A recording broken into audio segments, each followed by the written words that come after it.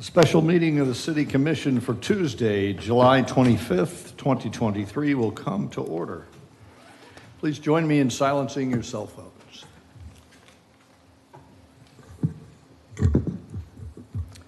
City Clerk, please call the roll. Mayor Cleveland. Here. Vice Mayor Hartman. Here. Commissioner Martin. Here. Commissioner McGirt. Here. And Commissioner Perrine is excused absent. Thank you. Thank you very much. Appreciate that. I'd like a moment of recognition for our past commission member, Bill Rogers, who served on this commission for 12 years, beginning in 1993. His wife, Glennis, is surviving him, and we're in communication with Mrs. Rogers. Bill served with Mayor George Munson for many, many years. I want to have that special recognition. Okay, we're going to move on to presentations. At this time, I'd like to invite Jim Lynn from a pension consultant to the podium to outline his presentation. For those of you watching at home or may not know what this is involving the police and fire pension issues that we are facing. Mr. Mayor, Commissioners, I'm Jim Lynn. I'm an attorney with the law firm of Lewis, Longman & Walker. My office is in Tallahassee. The firm has offices throughout the state. And my niche is public pensions, and that's pretty much all I do. And I work with many cities throughout Florida on public pension issues, and I've been doing it for a long time. So I'm going to spend a few minutes talking about the good, bad, and the ugly of your police and fire pension plans, but main focus is on funding. And a lot of this stuff is a little bit arcane, and so I invite you, if you have questions, interrupt me. I think that's the only way to try to bring clarity to some of these issues that otherwise wouldn't be so clear. And I do want to, before we get rolling here, there's some numbers in this presentation, and I just want to take a moment to tell you that these are not my numbers. All of the numbers that you're going to be seeing come from the actuarial valuations for your police and fire pension plans, and I'll talk a little bit more about those, but basically every year the pension plan actuary prepares a report like this, and there's all kinds of numbers in this report, but the most important one is up front, and it tells the city what the city's required contribution is for the next fiscal year. And so those are the numbers I'm relying on, with one exception, and that is when we get to the contribution amounts, rather than taking what the actuary used for the amount of your next fiscal year contribution, I've used the budgeted amounts because payroll for both police and fire has increased. And so these percentages are going to be applied to a bigger payroll, and in that instance, I use the budgeted payroll amounts for police and fire. Is it 2022 or 2023 payroll? The coming year, the 2024. Fiscal 24. Okay. So these pension plans are what are known as defined benefit plans. And what that means is the benefits are based on a formula, and the basic formula is average final compensation, typically a 5-year, the highest 5 years of service is averaged. That's multiplied by years of service and a multiplier to get the pension benefit. And this pension benefit is basically a guaranteed benefit. The city guarantees payment of this benefit for the rest of the police officers, firefighter, or their beneficiary if they pass away lifetime. And that's why the funding horizon for these kinds of pension plans is typically 30 years because that's the typical period, payout period, and we'll talk a little bit more about that. So this example here is just an example that I came up with, but it's not any specific thing to your plans. It just gives you an idea of if somebody retires with an $85,000 average final compensation with 25 years of service and a 3% multiplier, that equates to a lifetime pension benefit of $63,750 per year, beginning at age 55 or after 25 years of service. So the basics of pension funding is the plan actuary prepares this actuarial valuation. The actuary values the benefits that are going to be paid out over the members' lifetimes and then backs it up to present value. The projected benefits, all of the finances are based on a number of assumptions. The assumptions include things like investment earnings, salary increases, inflation, retirement rates, turnover, all of those things. All of those assumptions come into play in producing what the city has to pay this year and into the future. And by law, the city is required to pay the contribution that the actuary determines in that actuarial valuation. So state law and the state constitution requires that these benefits be funded on a sound actuarial basis. And basically what that means is, unlike what happened with some big cities around the country in the past with who weren't paying the full actuarial cost of their pension benefits, in Florida, you can't shift that cost to future generation of taxpayers. The idea is that you've got to make provision for funding the benefits that are earned now over this 30-year funding horizon, and that's why there's really no slippage in Florida like there has been in Detroit and some cities in California that were unable to pay their pension obligations. In Florida, that really hasn't happened because of these laws that are pretty strict about actuarial funding. The city is ultimately responsible for paying the pension costs, which I'll break down in a minute. The city bears the risk of investment loss in these pension plans, but the city does not control the investments and the city does not control the assumptions. It's the pension boards, which by law are made up of police officers, firefighters, and citizens that you appoint. The pension boards make the decisions on what the investments are going to be, who their consultants are going to be, and most importantly, what the assumptions are going to be. So the city's required contribution is really made up of two pieces. The first is normal cost, which is if you didn't have any debt or unfunded liability in your plan, all you would pay is the normal cost. Normal cost is basically you're paying for the pension benefits that are being earned this year. And you got to pay that normal cost every year.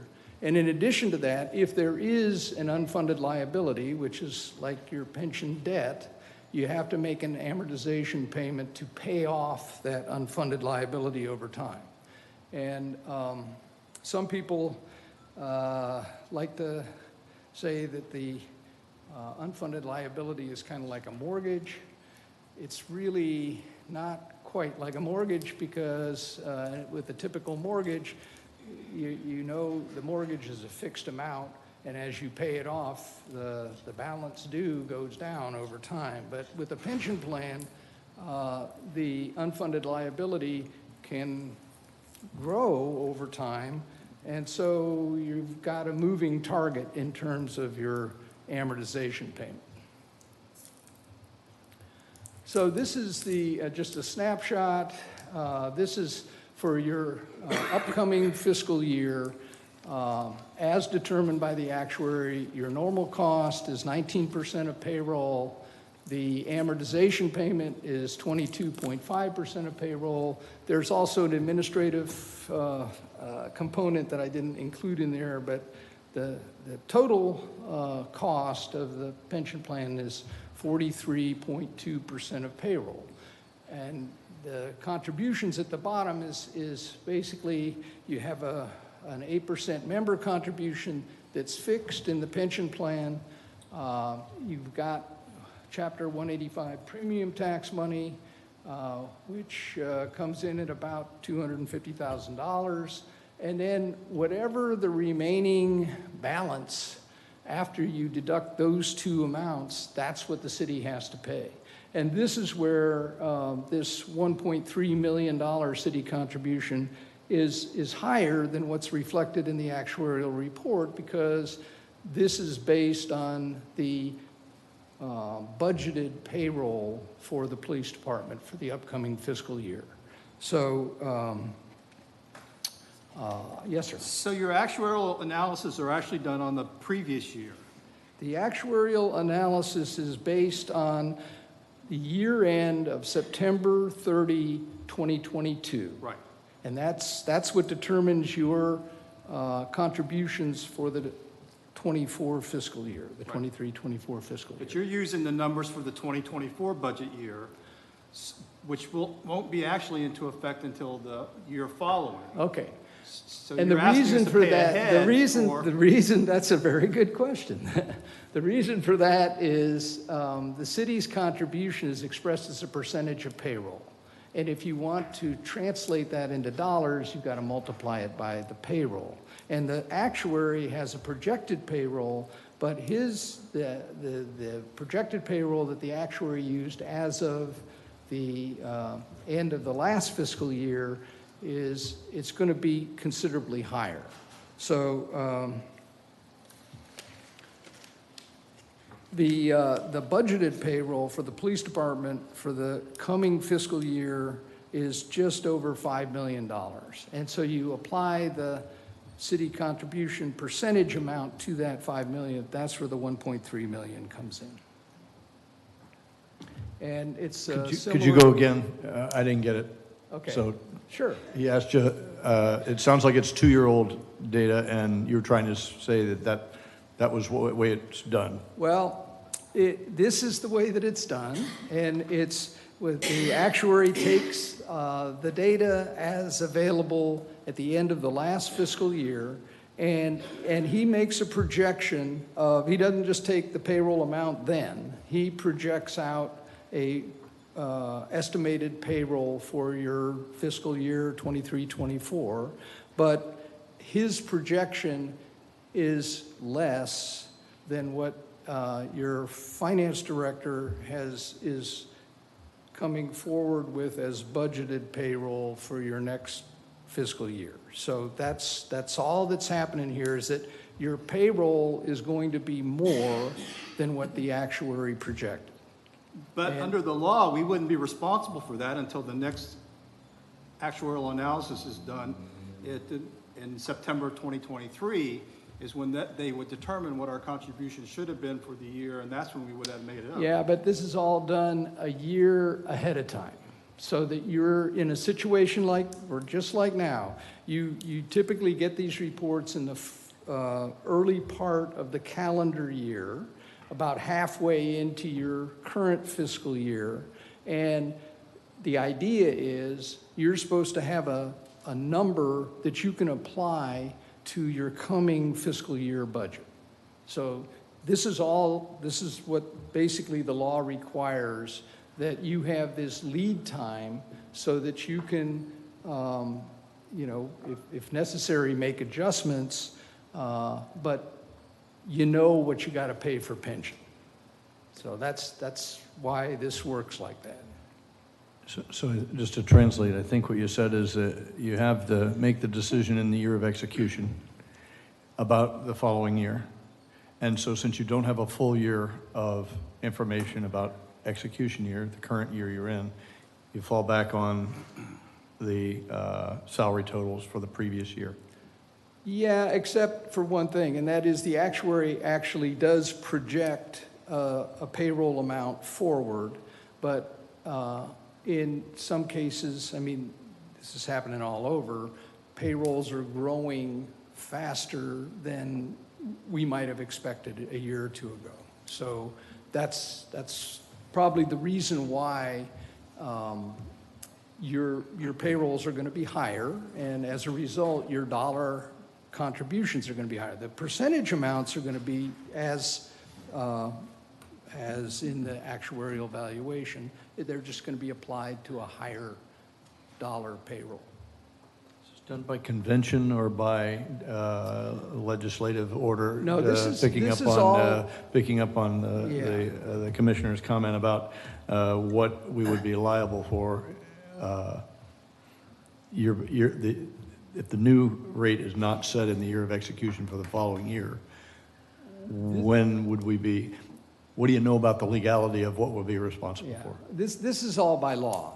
There's a pretty detailed law that the legislature passed years ago. Governor Askew, in a couple of big cities up north, Cleveland and New York City, basically went bankrupt because of their pensions. Askew got the citizens of Florida to adopt an amendment to the Constitution. So this is actually locked into the Constitution, this actuarial funding requirement. And the legislature has passed a pretty comprehensive statute that lays all this out in pretty good detail. And then you've got, it's not just a statute sitting there, you've got an agency of state government, the Division of Retirement, that scrutinizes these reports pretty carefully. And we'll get into that in a little bit too. If this is all done under the state, explain to me again, by the rules of the state, would you just explain to me again how we got into an underfunded position? Well, yeah, a big part of this presentation is going to be trying to explain that in a few words. But the reason that not just New Smyrna Beach, but most cities are in an underfunded situation is because that's kind of how these plans are set up. In order to be fully funded, you'd have to have $1 of assets for every $1 of promised benefits. Well, there's plans, a percentage of funding that's required, correct? The funding that's required is what you see here, and it's to recognize that you have an unfunded liability and that you're taking steps to pay that off. And the law requires that you take those steps every year until hopefully at some point you get to the 100% funded position. I will tell you that, in the industry, if you have an 80% funded, if you have, 80 cents in the bank now for each $1 of promised benefits, that's generally considered to be a pretty well-funded plan. And the good news is that both of your plans right now are at that 80% level. In fact, your police plan's a little higher than 80%. The problem is that your plans are about to become more expensive because the state is saying you gotta ratchet down the assumption of your investment earnings. It's too high. And once you ratchet that down, it drives the liabilities up and it drives up your cost. So that's kind of in a nutshell what's happening. Well, I'm assuming that the assets are not performing at the rate that would be anticipated to support the 80% plus That's right. funding. That's right.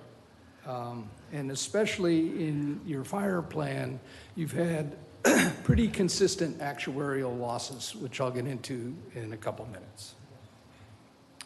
So on the fire side,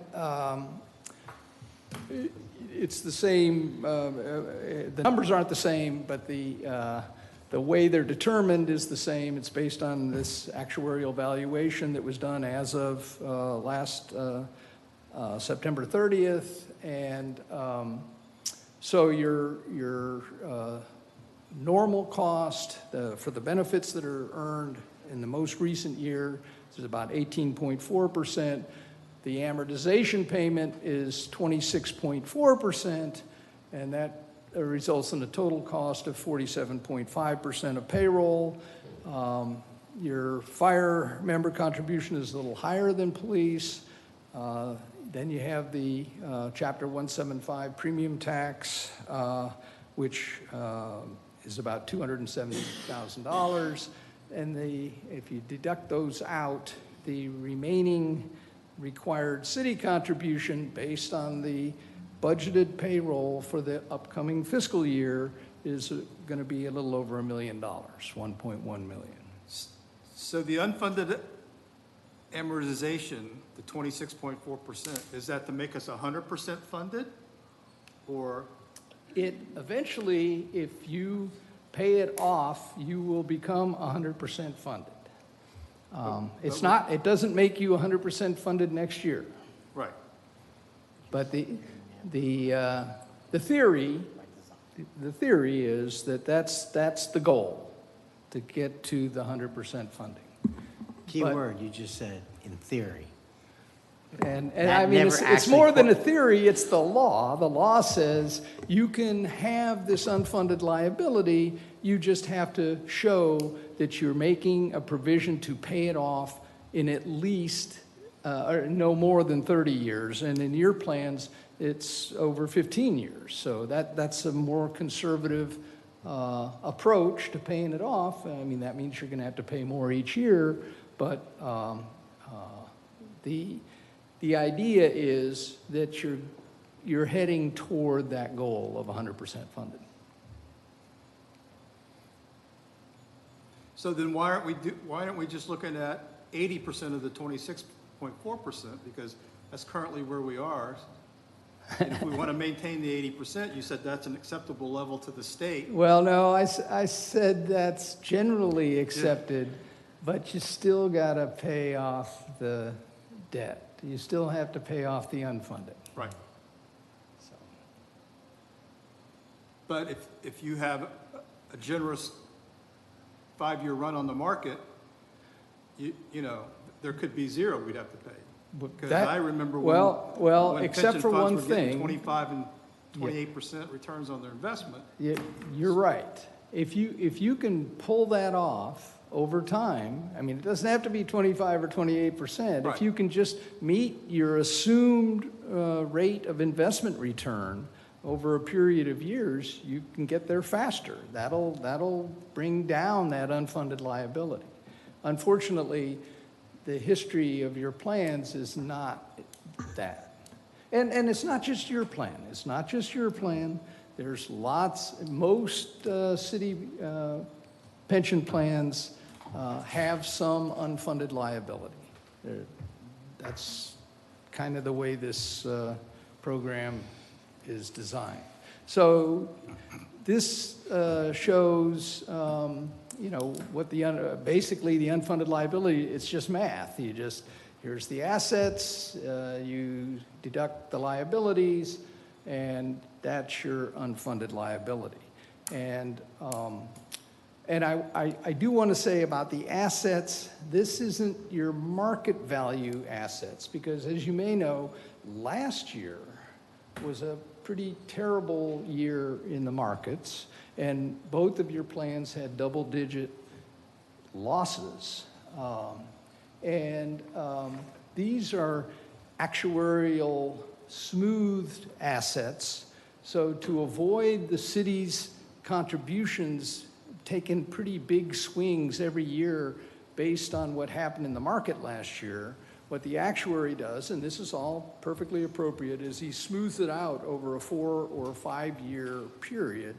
And so instead of taking a 15% loss all in 1 year, the way that he books it is he divides that 15% in 4 and spreads it out over the next 4 years. But of course, what that means is, that 3.8% loss that is factored in every year for the next 4 years, that means instead of meeting your 7.8% earnings assumption, it's got to be 11.6% in order to make up for that 1 year with the 15% loss. So that's why it's great to talk about, these years of big gains, but it's what you're really looking to do is to at least meet your earnings assumption fairly consistently over time. And unfortunately, that hasn't been happening here.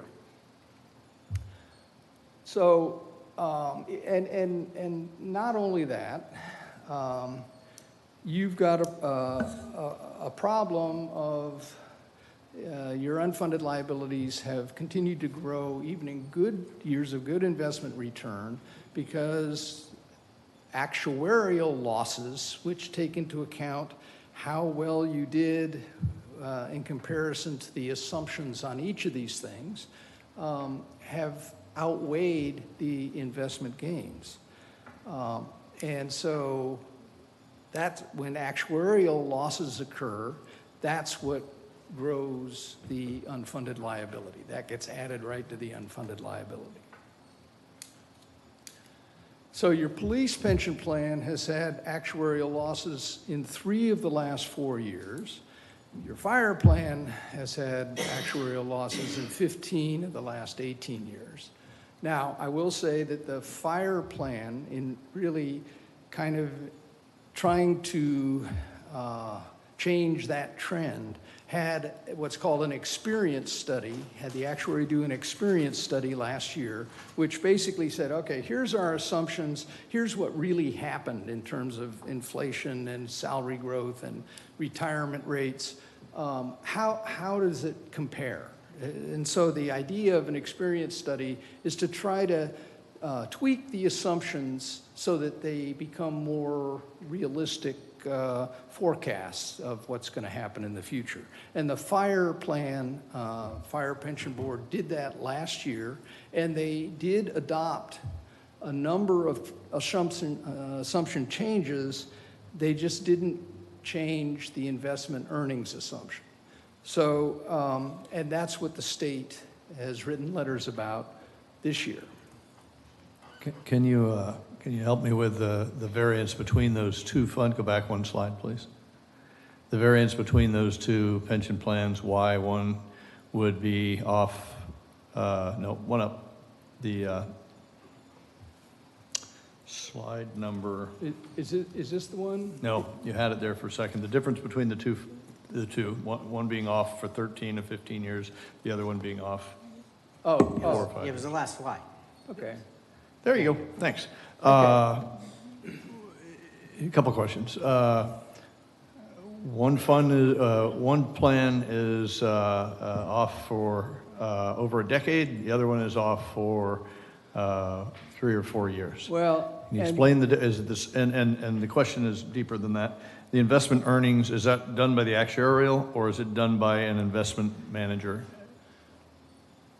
there is an investment manager, but the assumption, the earnings assumption, is a recommendation basically from the actuary, and the board has to adopt that each year. The law requires that the pension board adopt what is supposed to be a long-term earnings assumption every year. And that's in the actuarial report. Is it a different actuary for police than for fire? It's the same actuary. Same actuary. It's the same I'm attorney. astounded that they can be that much different, so that's, Well, can you help me with that? so one problem here is that in the police plan, they had a different methodology up until 4 years ago. And so the firefighter plan has used this methodology for 20 years, but the police pension plan didn't show the actuarial gains and losses each year because of the methodology they used up until 4 years ago. Is that methodology directed by the board or by Yes. the actuary? Well, it's both, but the actuary recommends it, the board adopts it. And it's the same actuary It's for the both of same these? actuary, yes. But there's different boards. Different boards, and the yeah, and- composition of the boards are completely different. And these boards are not trained. These are regular working folks. The law encourages pension trustees to get educated, and there are seminars and conferences that the trustees go to get educated on these issues. But they also have an investment consultant who comes in, and they rely on their investment consultant as well. The investment consultant picks the securities of which they invest?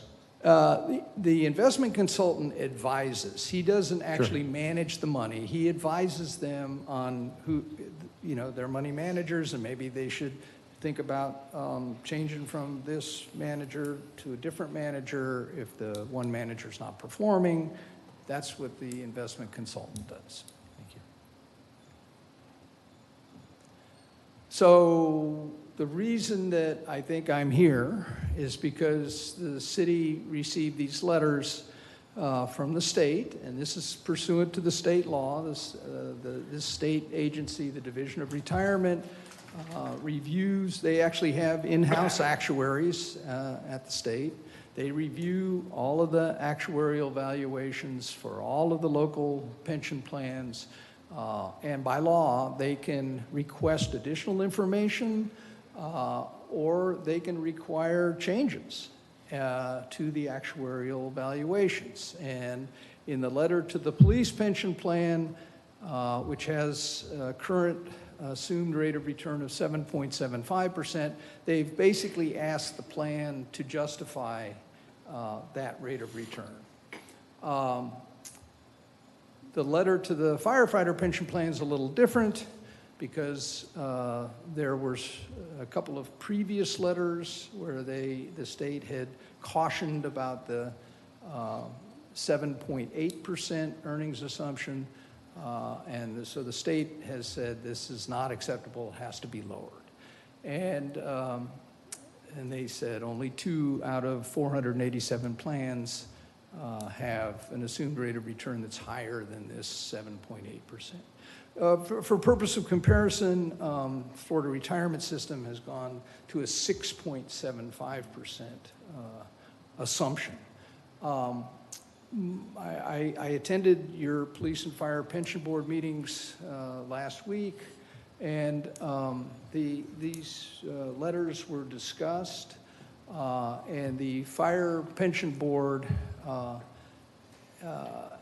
instructed the actuary to go back to the state and say, and see if it would be acceptable to the state to go down to 7.5%, but do it over a 3-year period. Why, why is that so critical? I'm going to skip ahead here. So if you look at the firefighter pension plan, the actuary has already done these numbers, and just going down from 7.8 to 7.5% would increase the city's contribution by 4.1% of payroll and increase the unfunded liability by $1 million. If it goes down to 7%, 0.8%, it would increase the city's contribution by 11.2% and increase the unfunded by $3 million. So it's a significant, could be a significant thing. Now, obviously, going down 0.1% over 3 years, going down to 7.5, is going to spread that 4.1% of payroll additional cost out over that 3-year period. But it's, the bottom line here is that you're going to be paying more. The city is going to be paying more than has already been projected in the coming years for your pension plans. And that's based on the delta between actual return and projected return. Yeah, and let's go back to this slide. So, the 1-year return last year, which was a bad year in the markets, police had a negative 13.89%, fire had a negative 15.57%. That's based on market. The smoothed rate of return, so you had an actuarial gain because it takes into account the 4-year period of 5.16% for police and for fire 2.29%. But the problem is that the assumed rates are much higher than that. And so that means, that you had actuarial losses stemming from those investment losses last year, and likely will have, unless there's, really a banner year in the markets, not just this year, but next year and the year after, you're likely to have continuing actuarial losses because of that. So for police and fire, that both reports, both valuations have 5-year averages, and so you can see the actuarial percentage is the one that you want to focus on because that's the one that determines your funding. And so even over the last 5 years, when there's been some pretty good market years, neither the police or the fire has met the assumed rate of return. So Mr. Lynn, help me here. We have a novice group of folks that are assembled as a fund board management. They're encouraged to get training, but in the meantime, they're fighting fires and saving lives on the police force. We have an actuary and an investment manager, and should they miss, there's no accountability for a miss. The city just pays. So there's no forcing function to say you need to get closer or you need to lower your assumption than you did last year. Have I got that right? Pretty much. Yes. Pretty much. I mean, that's pretty much what the law provides. But they also have an attorney on No, staff. they have an attorney. They have the same attorney for both boards. They've got the professionals there, but they know that their actions, especially on the rate of return assumption, that lowering that rate of return assumption is going to have an immediate cost impact on the city's contribution the following year. And so they, it's kind of human nature. They don't want to do it unless they have to do it. They don't want to bring it down. And but now the state, I think, is effectively saying they got to bring it down, at least for fire. Now, for police, they voted to go ahead and do an experience study to look at all their assumptions, not just the rate of return assumption. My guess is that there will be some changes in their assumptions. That's going to be done at the same time as the next valuation. So probably late 2023, early 2024, you're going to get the valuation report and you're going to get the experience study, which likely is going to recommend some changes to the assumptions, which again are going to result in an increase in cost to the city. The assumption changes that the fire board made last year resulted in, I think, a 5%. Where's that? About a 5% increase in the city's contribution rate because the assumptions were modified so to be more realistic. And I think you could probably expect something in the same ballpark when you get your police experience study. So had both boards actually reduced the assumed rates by 0.1% for the last 3 years, we would have been paying that money sooner than now where we have to pay a catch-up. Yes, So either way, it's an obligation that we have to pay for the benefit. that's right. Yep. And the actuary and the investment folks, they're the variables and the players on the stage. I imagine there are firms all over that provide their record and how good they are at what they do. Yeah, I'm not so far real impressed with what we got going on here, and the city is always left with a bill. So, is there a way out of that? is there a way out of that? Well, what would you change? Well, I can't change the law. The law basically gives the pension boards this power. Yeah, this unskilled board gets the power, I got that. Yeah. But there is a professional actuary and a professional investment earning person in this equation, right? Yes? Okay. And aren't those the levers? Those are, those are the professionals that are advising the board, so I don't know if they're levers, but that's, So they only make recommendations. And for Yeah, the sure. years that I was on the pension board, they recommended reducing the assumption rate, but nobody wanted to do it because it was going to cost the city more money every year. And, they were afraid that would affect whatever, contract negotiations or whatever, so. the city, You appoint the two of the five members. We appoint two of the five. Mayor, you have hit the nail on the head. You understand this 100%, perfectly. I'm watching all this come up, and this was, when the economy tanks, all these unfunded liabilities shot through the roof because the stock market dropped tremendously. This was a really big deal when I came on. And actually, it wasn't until recently that one of each commissioner served on one of either the fire or the police pension board. And it is the very typical situation where everybody's butt is covered. We had a lawyer, we had an actuary, we had an accountant, we had a fund manager. And when the economy was bad, it never delivered.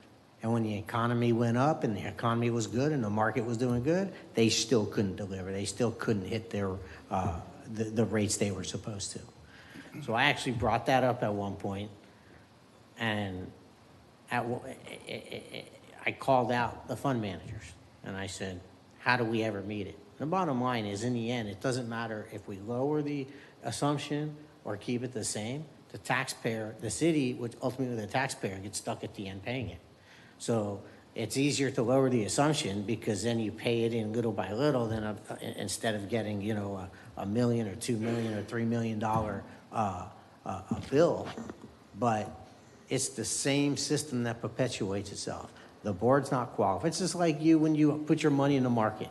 You hire someone, and legally, anyone you hire, all they do is make recommendations. You're the one who authorizes a trade, a sale, a fund, so they're all protected. So, and yet, it's the same system as what we experience in our personal lives. Every single quarter that we met, that was 9 out of 10 times an underperforming quarter, they still got paid in full their fees. So it's that system, and that seems to keep perpetuating itself. So I'm no fan of it. I have no solution or no answer to it. But that was one of the reasons why I was very interested in removing myself from the board, because I many times said, I'm not qualified. Because I'd be sitting on that board with fellow firefighters, and I'd be like, I'm not qualified to invest your money. So it's one of those things where it's just, this system perpetuates itself over and over, and everyone gets paid, and then the taxpayer in the end pays the loss. But I have never seen it actually work.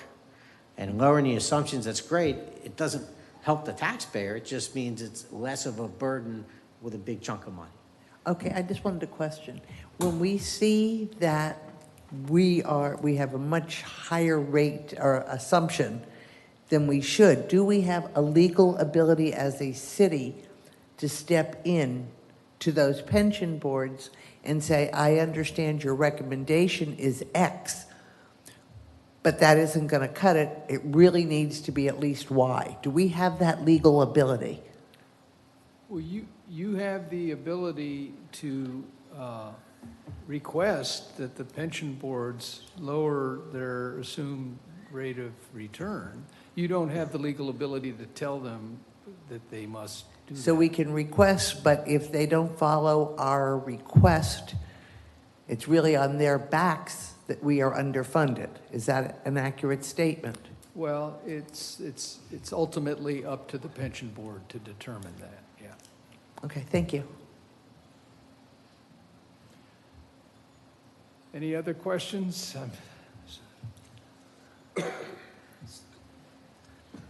Any other questions by any commissioners? Commissioner Hartman? So,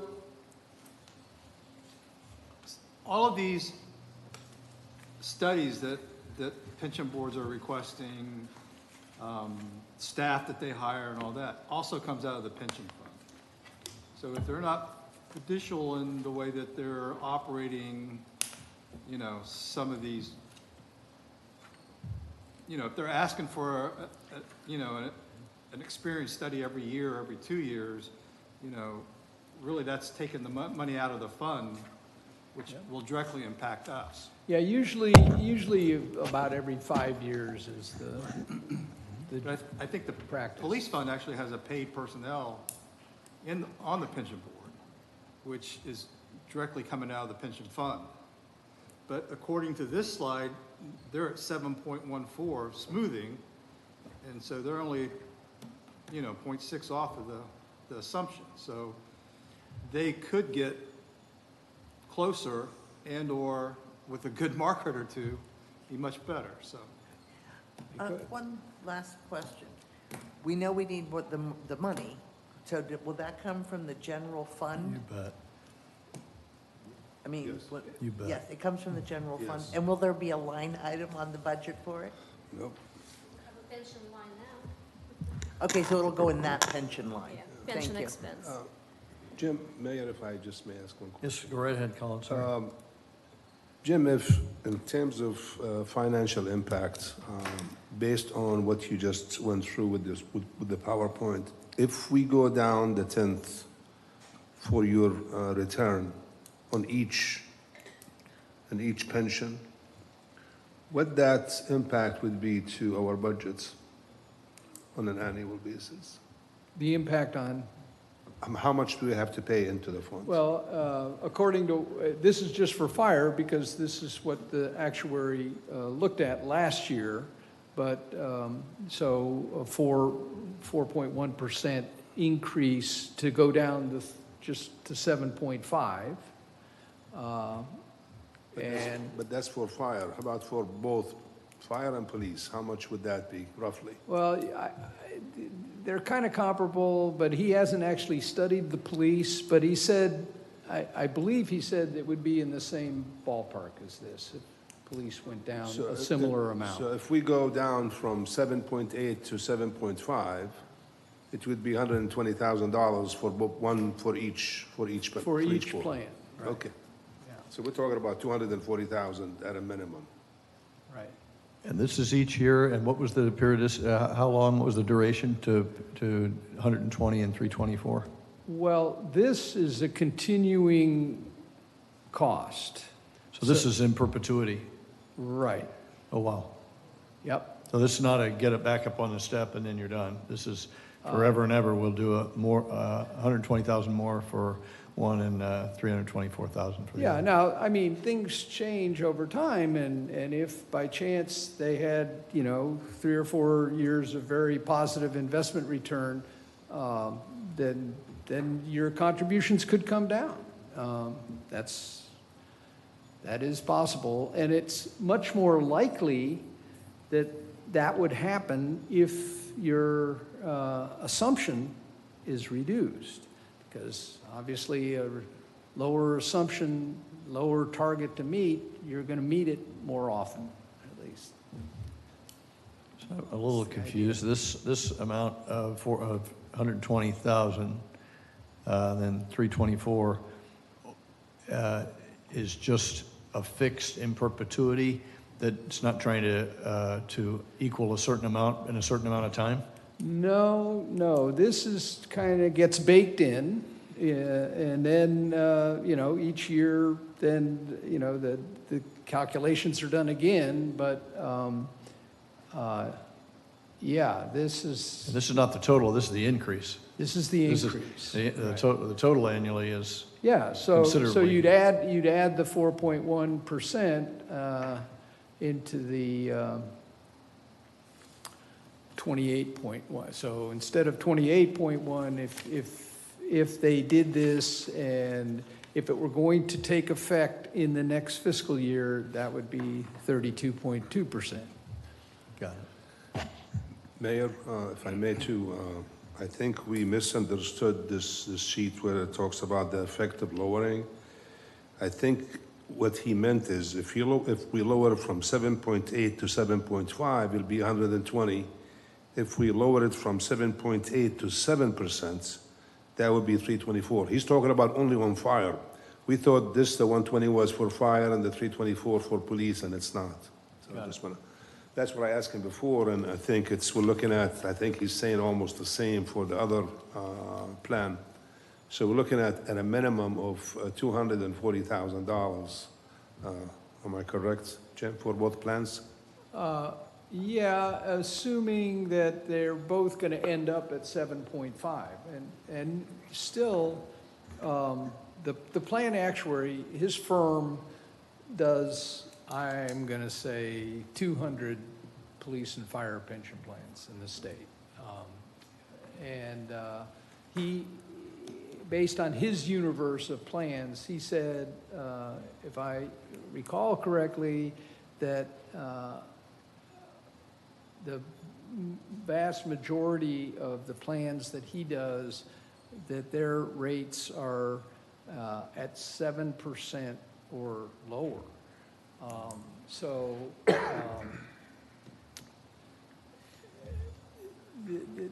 It's not to say that he's recommending going down that low. He's just saying that there's a number of plans out there that have already taken these steps to reduce their assumption. I also want to be clear that our payroll is growing for both police and fire as our population grows. So I would assume that these are dollar values based on either last year or this year's actual personnel numbers. Well, But that in fact, as our staff grows, This grows. this unfunded pot would also grow. and if changes are not made to the assumptions, then that's correct. And we're only trying to figure out the rate at which we allow that unfunded portion to grow. Or to try to reverse the trend, and instead of having the unfunded grow, to actually have it shrink. That's Yes, the the- idea. That's the idea. That's the goal. Right, that's the goal. And really, rather than focusing on the dollars, it's probably better to focus on the percentages, because then you can apply those percentages to whatever the actual payroll is. Understood, but it's also understood that even if we put it down 1/10 or 2/10% with a growth in payroll, Yeah. we will also have a concomitant growth in unfunded liability. It's kind of a two-step process to Yeah, get but we're to the just- unfunded, growth got in more money unfunded to liability. lose, right? So what you'd like to have happen is for the assumptions to get changed so that they're more realistically predicting what actually. But that's controlled is by the happening. state. That's controlled by the pension board. Okay, That's controlled by the Okay, pension the board. And assumptions. the whole exercise that they're going through right now is, and, you know, the fire board did it last year, and they changed a number of the assumptions. And now they're going to be changing their rate of return assumption. And police is likely going to be doing it in the coming year. What's the fire pension want to reduce the rate to? Well, what they directed the actuary was to see if the state would accept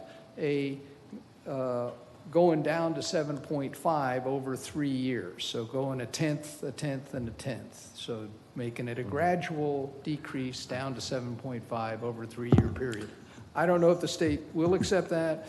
If the state doesn't accept that, then I think you're probably looking at going right to 7.5. So help me understand why the state would not.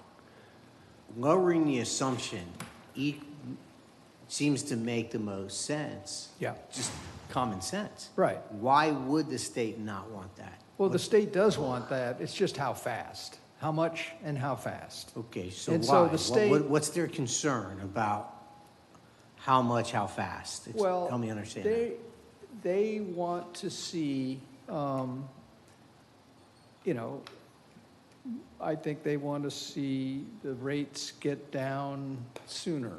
They're looking at it, you know, from 10,000 feet, and they're seeing that New Smyrna Beach pension funds are really outliers in terms of their assumed rate of return, and they need to come down. And it's just a judgment call on the part of the state actuaries to decide if 0.1% is enough.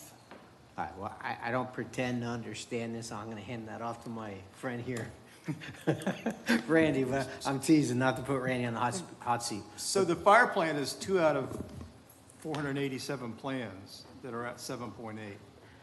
Yeah, basically. So that's probably triggered some kind of a thing with the state going, you know. There are only 2 other plans that 2 other plans were higher. are higher, Yeah. and so we're way up there. Yes. Scale. One of the confusions I have is we don't control the assumed rate of return. We can make recommendations, Right? but if there's a shortfall, we're responsible for the shortfall. Yes. You got it right. Okay. That's what I said in the beginning. We're not connected. So, Just own the Natalia, what was in the budget for this year for pensions? Oh, Not the upcoming budget, but last year's budget. Do you know how much we, For sure, it did not include this extra amount, so. Yeah, so this is a $500 million, $500,000 to this coming year's No, budget. I have these numbers, give me a second.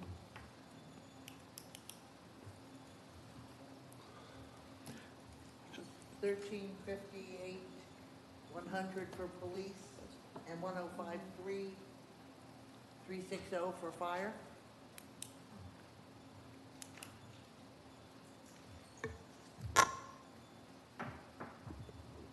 All right, pension for police in fiscal, now last year it will be 23, right? That's what we're talking about. So budget is for this fiscal year, $1,038,000. Year before, we had $1,053,000. That's for police. Fire, this year we budgeted $796,000. And our amount about $700,000 for last year. But- So it's increased significantly. But the fire has increased, if I'm not mistaken, to 105.3, 360 for fiscal 23-24, yes? yeah. $1,053,000? Okay. Yeah, somewhere there. Okay. So do we have any, is there any excess funds or credits in either one of the pension plans? I think there is a small amount of. Very small amount. I want to contribution. say it was like $60,000, right, Heather? We looked at that.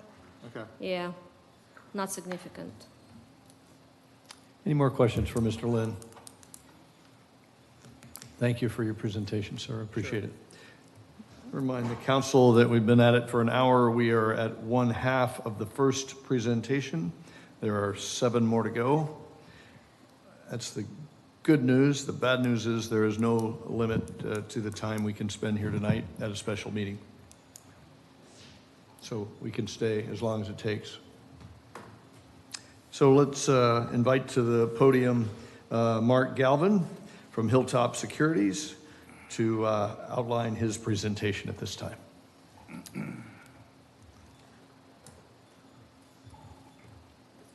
And maybe just to tee it off, I have asked Mark to come and give his presentation. It doesn't mean that these are projects we are doing. I just want to make sure that the commission have the ability that if we decide to do any of them, that there's a way to do it, whether we use other funds or whether we use a line of credit or a loan.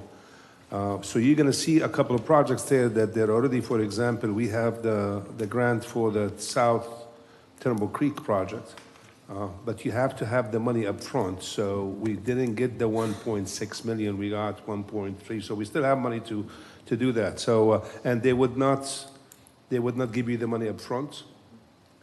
So just want to make sure that when you see that, don't be surprised, but I just want to kind of give you a heads up on what Mark is presenting for you. So thanks, Mark. Okay, thank you. For the record, my name is Mark Galvin. I'm with Hilltop Securities. I'm the financial advisor to the city. I'm a managing director and have worked with the city since really, I guess, since 2003. What I've done today is, Khalid is absolutely correct, is that what we've done is sat down with them on a meeting, just said, hey, what if you wanted to finance certain projects? And so what kind of financial impact would that be? And we also have shown it on an individual project basis and taking into consideration, if you throw some money at it to reduce the debt service. And then you'll see in a little bit that I also included some type of like a sensitivity analysis to say, hey, for every $1 million you want to borrow, this would be the debt service cost. So I'll start. I will pass the table of contents. Maybe this is faster to go this way. Okay. So once again, at least start with the basic assumptions right here is that we've looked at 3 separate different projects or a group of projects, one being the 3 fire trucks, which are approximately $3.6 million. We also looked at some of the stormwater dredging project, and we've shown them individually, the Turnbull Creek South, Pine Island, and Turnbull Creek North.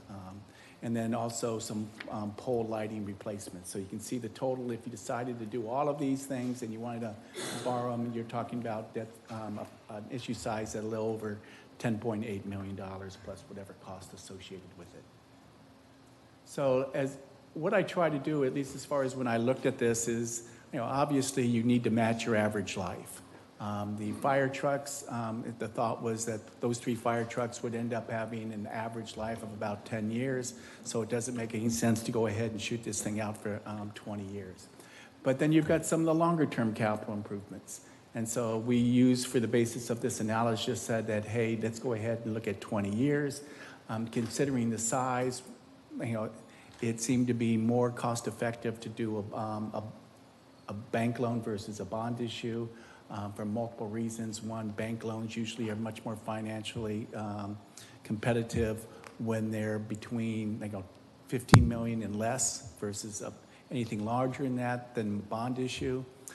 Also, the average life of the project makes a difference too, is that if you're going to go ahead and do a bond issue, it makes sense because you're incurring more cost, but the interest rate is lower, the cost of capital is lower the longer you take it out, and also there's some economies of scale and also some effectiveness of sort of doing it.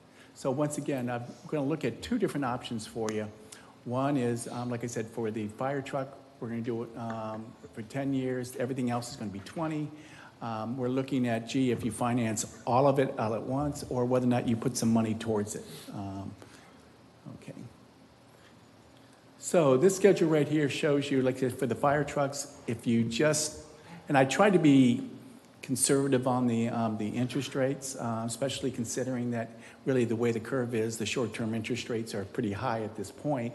But I've just assumed 5%. I think the interest rates will be lower, but it's better to give you guys a little bit more on a conservative basis. So if you move forward with the fire trucks, the 3.6, for 10 years, you're looking at debt service about $471,000 per year. If you want to reduce that cost by using impact fees or any other city funds, you could obviously borrow it down and lower it down from about $130,000. Let me try if I can get that. Okay. Same thing with each one of those. As you can see, individual cost, if you look at all of those projects for the stormwater, you're talking about approximately almost $5 million worth of project cost, of which your debt service would be about a little over $400,000. If you're able to put in, let's say, $1.5 million towards the bulk of it, then your debt service will drop from $402,000 to $280,000.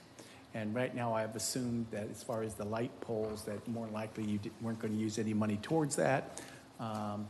But you talked about debt service. If you decide to do all three of them for Flagler, Canal, and South Atlantic, you're looking at annual debt service about $100,000.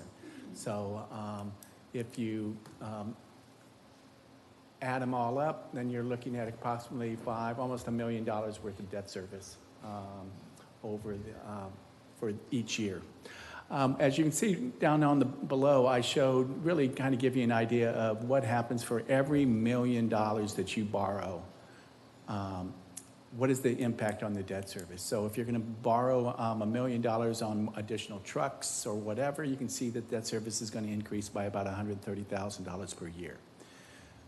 And of course, same thing for the 20 years. Obviously, since you're advertising over a longer period of time, the debt service is going to be lower. Obviously, you're going to be paying more interest over the life of the issue on it. My thought here is that one of the reasons I also want to, you would look at a bank loan, is that it gives you the flexibility that if you have additional funds coming in, you can pay down the debt quicker. Bond issues are traditionally set up where you can't call them for 10 years, so you lose some flexibility associated with it. If you decide, whatever you decide to move forward, if you decide to move forward with any of these projects, then what we would do is we would work with staff. We would look at what projects you want to finance, how much money you want to put towards it, and then start working on and come to the board here for your approval, move forward with an RFP, and then based upon that, then once we've done previously to you, we bring it back to you for your final approval, and then we, you get the money, we close. So with that, I'll put it back up here since this is probably the most important slide, is that I will open it up for questions for me if you have any. Any questions from any commissioner? Yeah. Commissioner Martin? Okay, this may be a finance question. Turnbull Creek South, is the 1.6 in addition to the USDA natural grant, or is it the upfront? This is the upfront. The cost is 1.6. So what I'm asking, okay, so it's this not an is where addition. we are front-ending the grant? Yes, ma'am. Okay, and if that money, when we get that money from the grant, will that go straight to the loan to pay it down? Or will we put it in general fund? Well, it would goes to the general fund, and that will be to pay it off or to pay the installments. It goes to the general fund. And will it then be transferred from the general fund to be used for paying down this loan? Yes. So we could pay it down a little bit early? Yes. Okay. I understood that only Flagler lights would be on the 24 budget, and I see those also listed in the funded capital outlay. So is this two sets of Flagler lights or a double entry? No, let me explain this. Right now, what you have in the budget for the 23-24 is just the Flagler Avenue lights, that's the 447. But that's also listed under funded projects here. Yes. So, Okay. in case if you do want to increase the millage, so this 547 right now, it's actually in general fund, it's in the budget. If you wanted to do that and finance it, that's what's there available. So that's what I begin before he started, that it doesn't mean that this is what we're doing. It's in the budget, Flagler, but Canal Street and South Atlantic, they're not. Okay, so if we went for the loan, if we went for the loan, would we require that these extras be in it, the Canal and South Atlantic, when we were saying that maybe we can't afford them this year? Yeah, you can. I mean, this is an option for you. It doesn't mean that you have to do it. Okay, so we don't have to do it. Okay, cool. I'm just giving you means and ways. If you wanted to do it, this is how it's done. Okay, so it's an option as opposed to a double entry. Yes, ma'am. And just a quick note, removing line item 548001 for promotional expense would cover 50% of the Flagler lights from the money we already have. Thank you very Any much. other questions for Mr. Gavin? Can you talk about how you moved away from the bond idea one more time? That went by and you said it, but I can't remember. Okay, excuse me, is that when we started looking at the projects, obviously, these are just estimates. Once again, we don't know whether or not you're going to finance all of these or whether or not you're just going to finance a small amount, or maybe you end up saying, gee, not only we're going to do this, we're going to throw in some more stuff that in here. The size of the issue makes a difference because you've got a bond issue is extremely cost effective when you take debt out for 30 years, and it's of a large enough size to be able to increase the cost. I mean, just like on a mortgage or whatever, is that you've got all those extra fees and everything, but when you go out longer, the capital market is much more efficient, so therefore the interest rate is less, and then when you add in the cost of issuance, the add-on, it's still very cost effective. So what I did, since we're not sure, first of all, we're looking at a $10 million issue, possibly, and that it could even be lower. So traditionally, that fits more into the wheelhouse of a bank. And if you're talking about, Commissioner, you were talking about trying to pay it off, is that, like I said, if it's a bond issue, you can't do anything for 10 years. Whereas if you at least know going in that your thought is, I want to be able to prepay early, we could set up parameters with the bank that might say, hey, we want the ability to prepay at any time. Or if it's too expensive, we might say we want the ability to prepay in 3 years. So therefore, you have flexibility, and you're able also to move this thing quickly. Thank you. Does that, I'm sorry, Mayor. Yeah, no, I appreciate it. Thank you. You're the expert. Anybody else? Any other questions? Thank you so much for your presentation, sir. I appreciate it. Thank you very much. Thanks, Mark.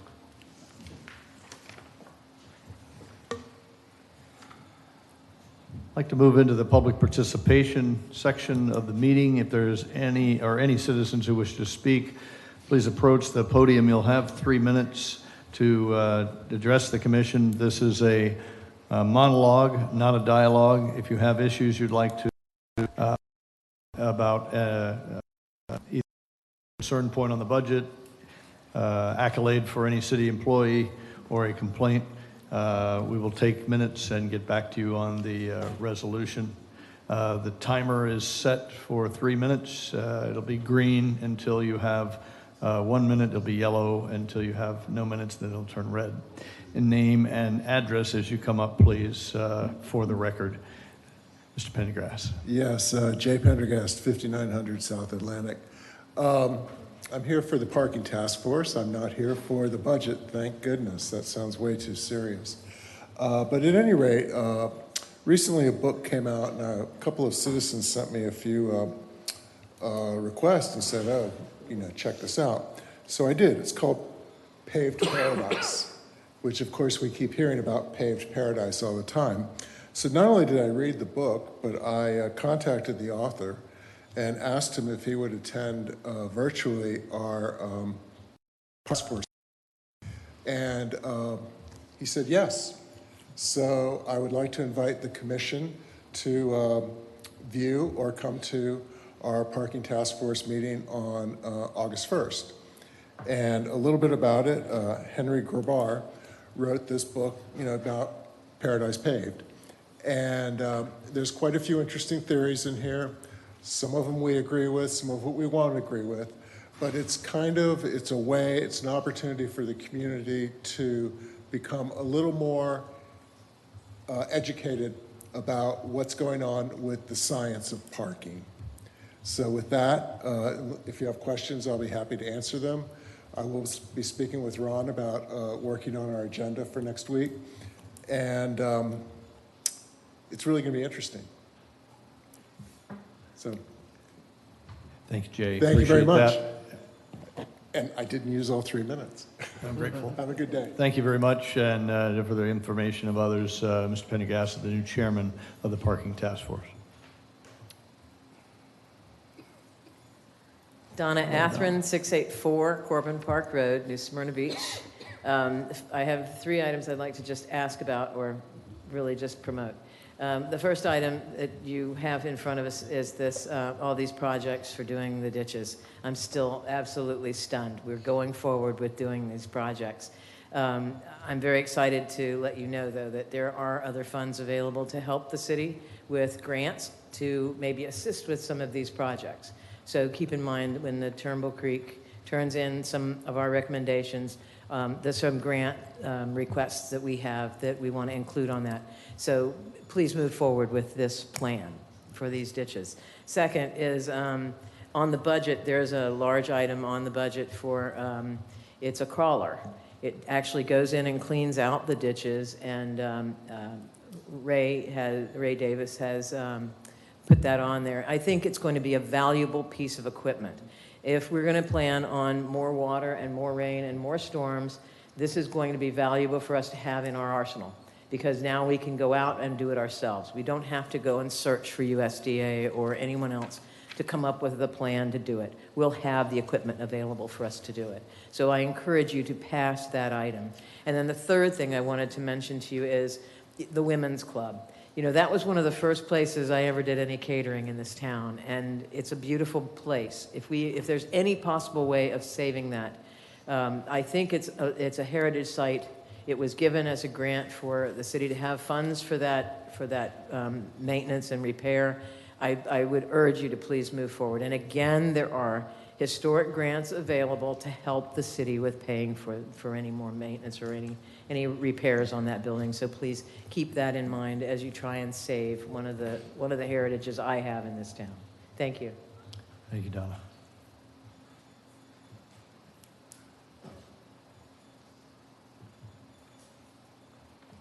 Hello, my name's Jill Asherall, and I'm at 405 Magnolia Street.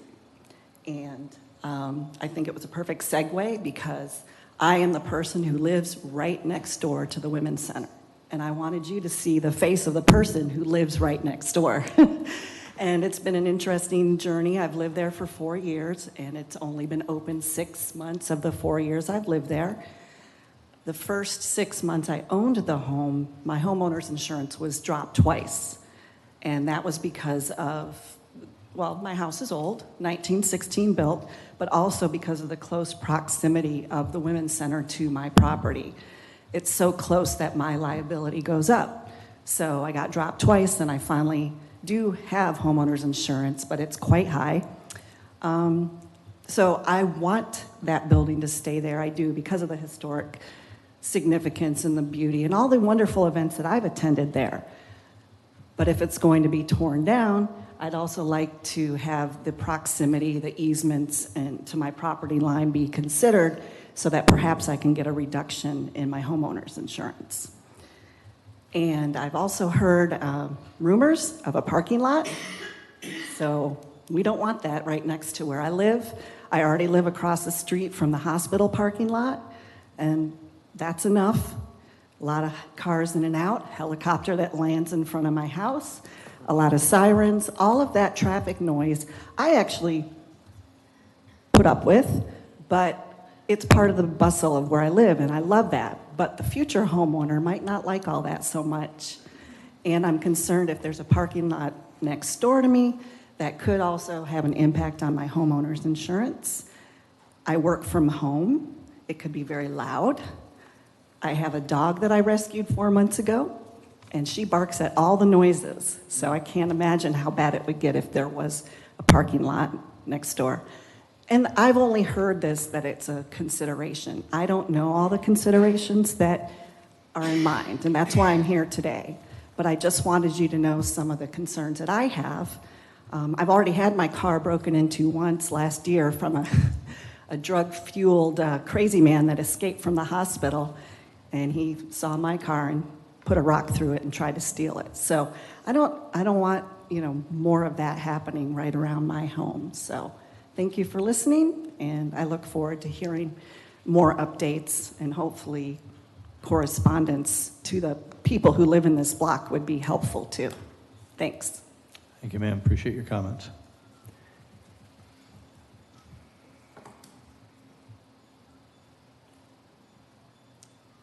Hi, I'm Becky Reichenberg. I live at 510 South Cooper Street, New Smyrna on the beach side. I'm here to talk about the Women's Club. Having grown up here, the junior high on Live Oak Street, where we went to school, is gone. The New Smyrna Beach High School, where I went to school, is gone. The church we got married in is gone. And that's because they're old and they weren't worth the money to save them. You don't take good money and put it after bad. I know about the Women's Club, went there, got some awards in high school and all, but at some point, sometimes it's time to let things go. A nice plaque, your pictures, your memories, that's what I have of the school. That's all I need, is the memories and pictures. We just recently got back from a vacation in Italy. There were buildings that were hundreds of years old, thousands of years old. We don't build buildings like that anymore. In fact, in Pompeii, you'll be interested to know that there was graffiti of a campaign that was painted on one of the buildings. So y'all might want to think about that, just putting it right on the side of the building like they did back then. And I'm not meaning to make a joke about it, but having grown up here, I understand historical things.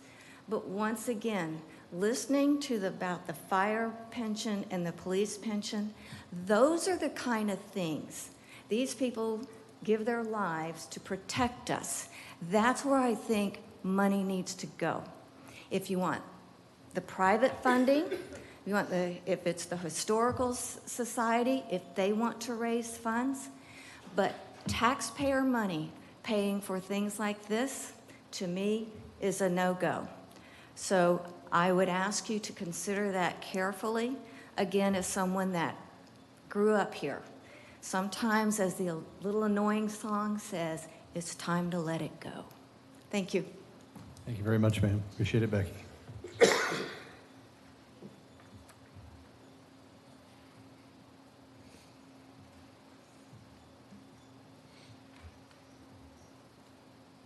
Good evening, it's Diane Bean, 304 Cedar Avenue.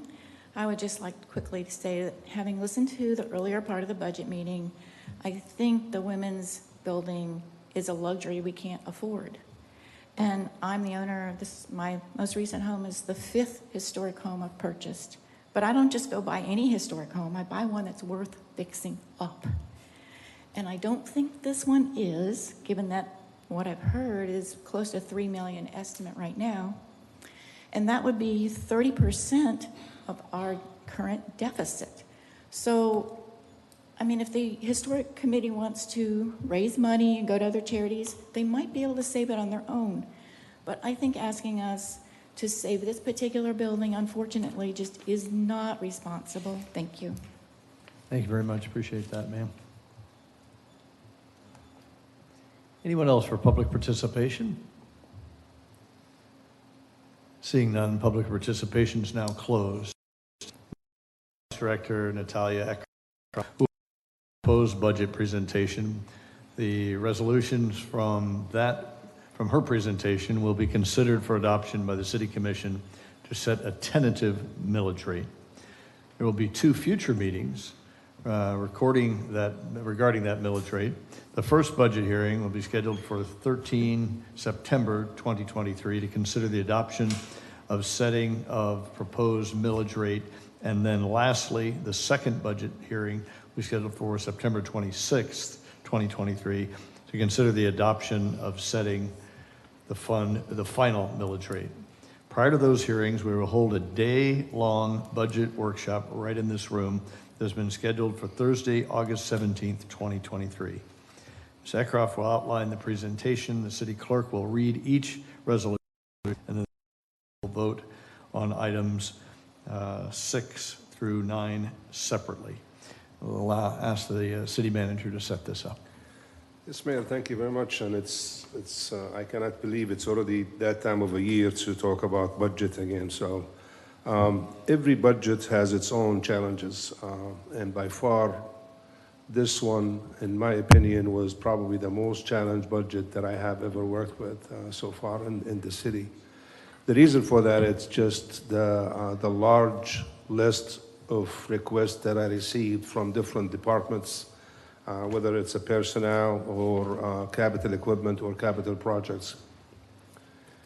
But just to put that in perspective, we had the 4-hour meeting at the workshop at the last time, and I was hoping that the commission will give us the priority. And I think it kind of got cumbersome at the time, and the commission have asked the city manager to go back and look at the budget and see what we could reduce out of the list. So as a result, I met with the 3 major components departments out of the budget, which is the police department, maintenance operation, and leisure services. And I asked them one question is, what is the item that it's a must go in this budget for this year?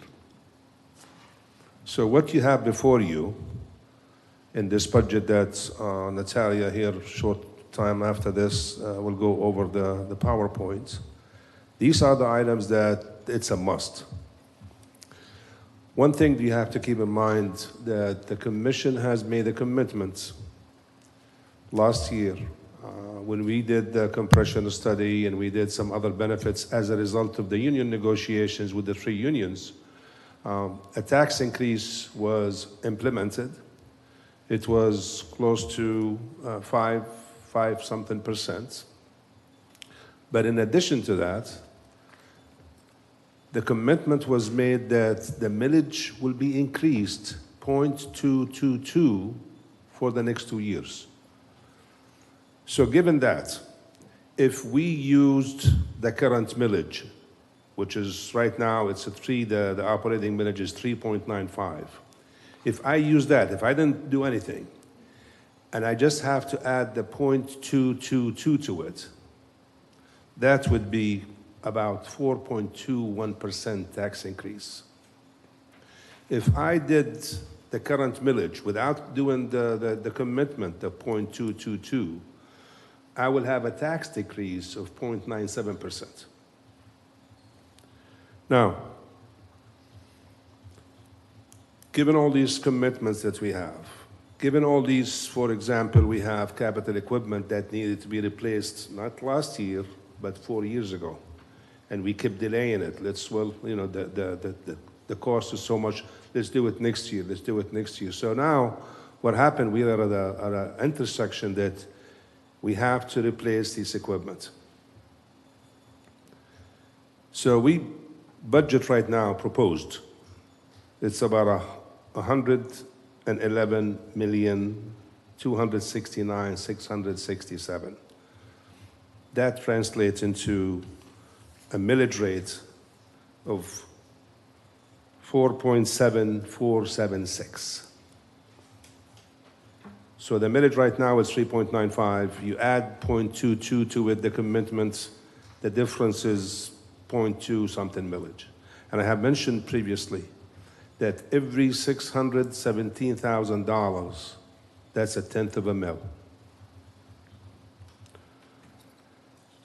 Now, it's easy to go back and scratch something out of the budget. That's not a problem.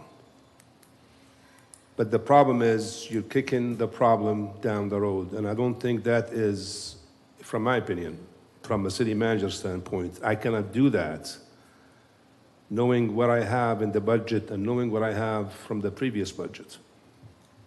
So there is a slide in her PowerPoint that shows you our current millage rate comparing to other cities. And for a long time, we were the second lowest millage in Volusia County behind the city of DeBary, which they contract a lot of services out. I'm not sure if that's good or bad, but we were there for a long time. Until last year, I think we increased the millage slightly. I don't think there is any city manager out there or anybody on a commission that would like to raise the millage or taxes. Granted, all us sitting on this dais, we're all taxpayers. And so it does affect us as well. So it's not like it's not going to affect us, it does affect us. But I think looking at the services we provide, looking at the quality of the amenities we have, I think it's an obligation on us that we have to do something about it. I have taken some of these items out of the budget, like for example, the lights out of South Atlantic, the lights out of Canal Street. But then again, I gave an option if you wanted to do it. Also, we have a healthy reserve, a general fund reserve.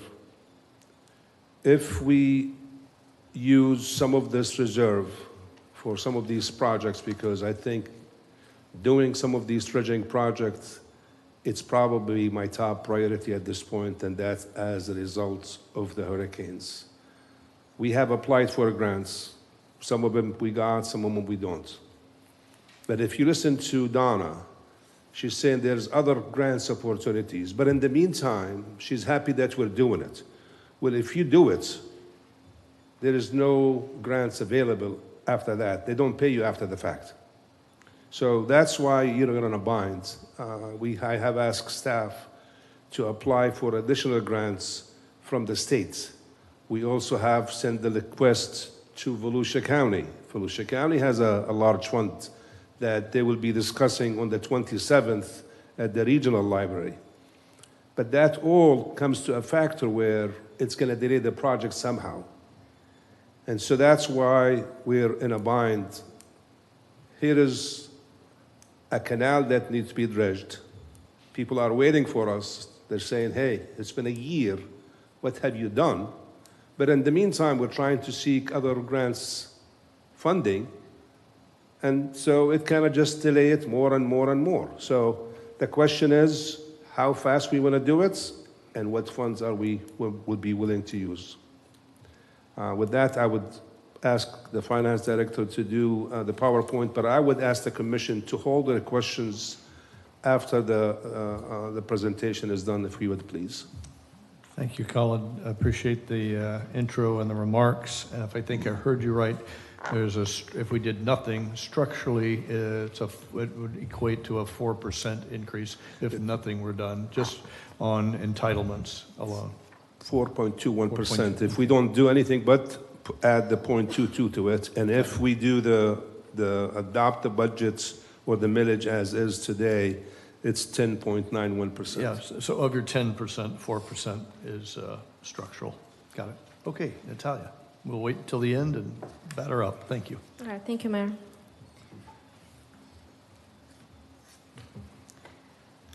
So on this slide, you see our summary for proposed budget for fiscal 24. That's basically kind of summarize the main points. So last time we came to you with $120 million.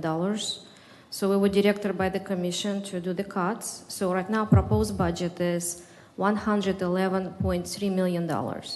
That includes $3.6 million in capital equipment and $13.9 in capital outlay in projects. Now, salaries and benefits, we were able to cut as well. So now we have 12.5 new and 9 positions that we ask for a class. Overall salary increase, we propose 3% this year, 3% increase in healthcare, 5% in Blue Cross Blue Shield, and $9,900 increase in health saving contributions. So general budget would be $49.6 million for general fund, Brennan Center $745,000, golf course $2.2. And again, we've shown all these facilities because, as you might recall, on financial statements, they all combine with general fund. So we have to include them here. So just as the college just mentioned, operating millage now we're proposing 4.4586. 2005 voted that millage 0.19, 2018 0.9099, and total millage we're proposing 4.7476.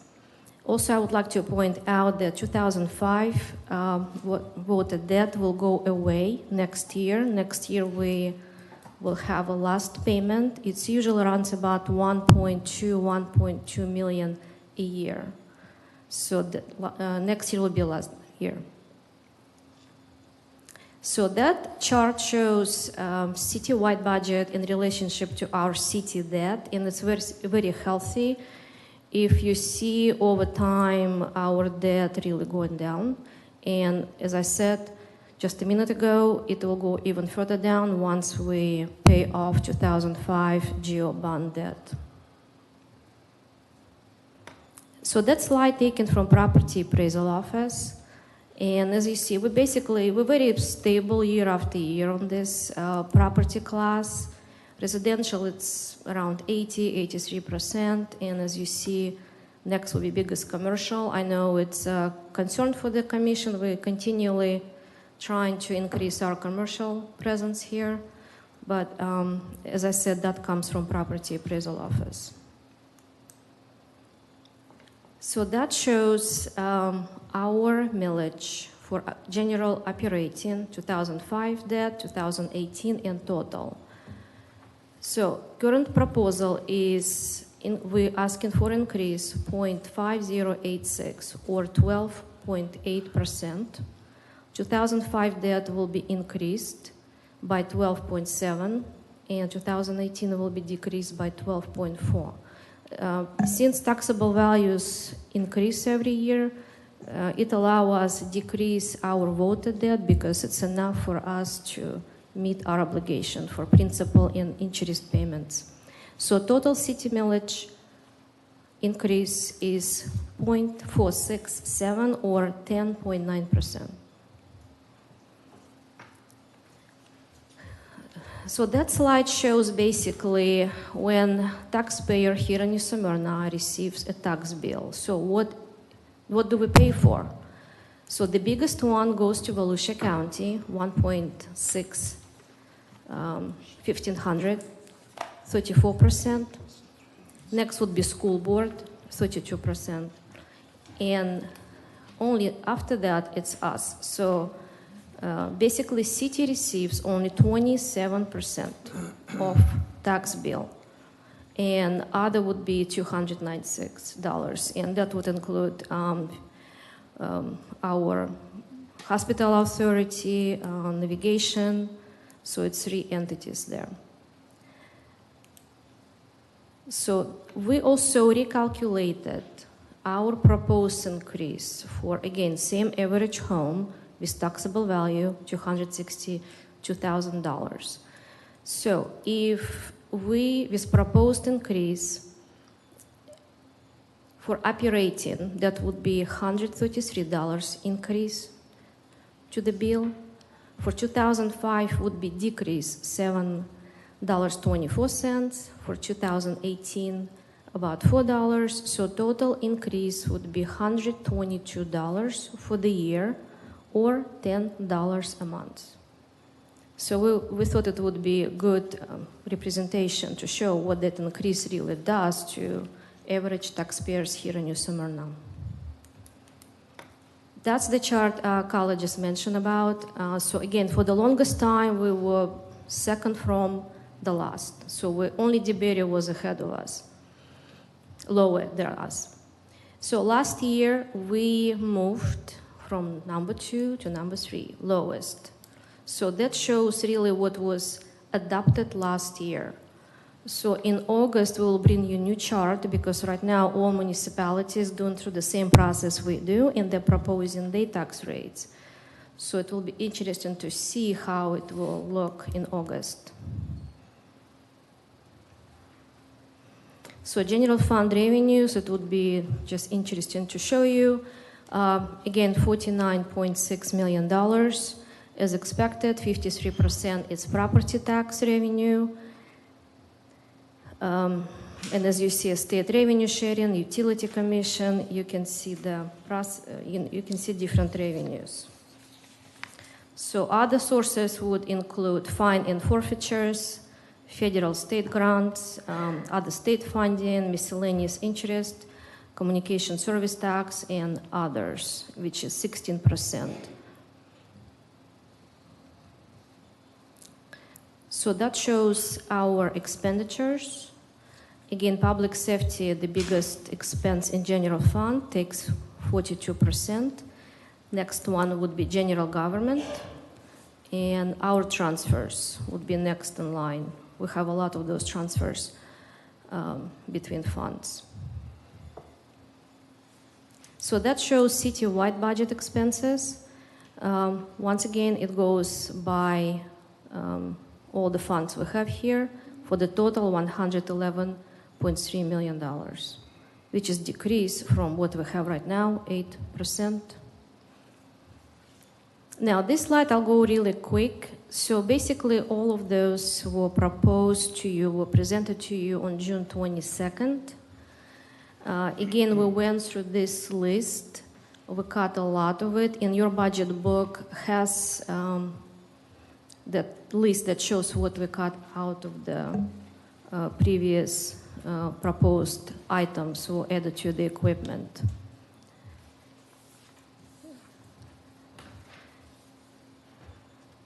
So as you see it, again, general fund, golf, stormwater, the biggest funds that we really need new equipment. Airport, police, again, we're able, because we have new people, we're able to use police department impact fee, parking, and fleet for the total of $3.6 million.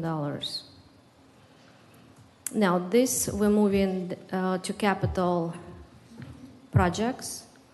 And I just wanted to point out 2 elevation homes, projects for $1.4 million, $1.9. Now they will be, for the funding, we're now using general fund reserves. So some of the airport, we always have airport projects year after year. And again, you see the list. Again, general funds, impact fee, gas tax. So we try and come up with funding sources, the best we can. So for the total of $13.8 million. So again, total for all capital projects and equipment, $17.5 million. So summary, general fund proposed millage rate 4.4586, debt service 0.19 and 0.099. August 4th, we have to, it's a due date for trim notice, we have to report, it's a Florida statute, we have to basically tell the state what our maximum millage will be. Same as County of Volusia. So August 17, all-day budget workshop schedule as of now. September 13, we're going to our first public hearing. And September 26, our second public hearing when we adopt our budget for fiscal 24. And that concludes my presentation. Thank you very much, Finance Director. Questions from the Commission? Commissioner Martin.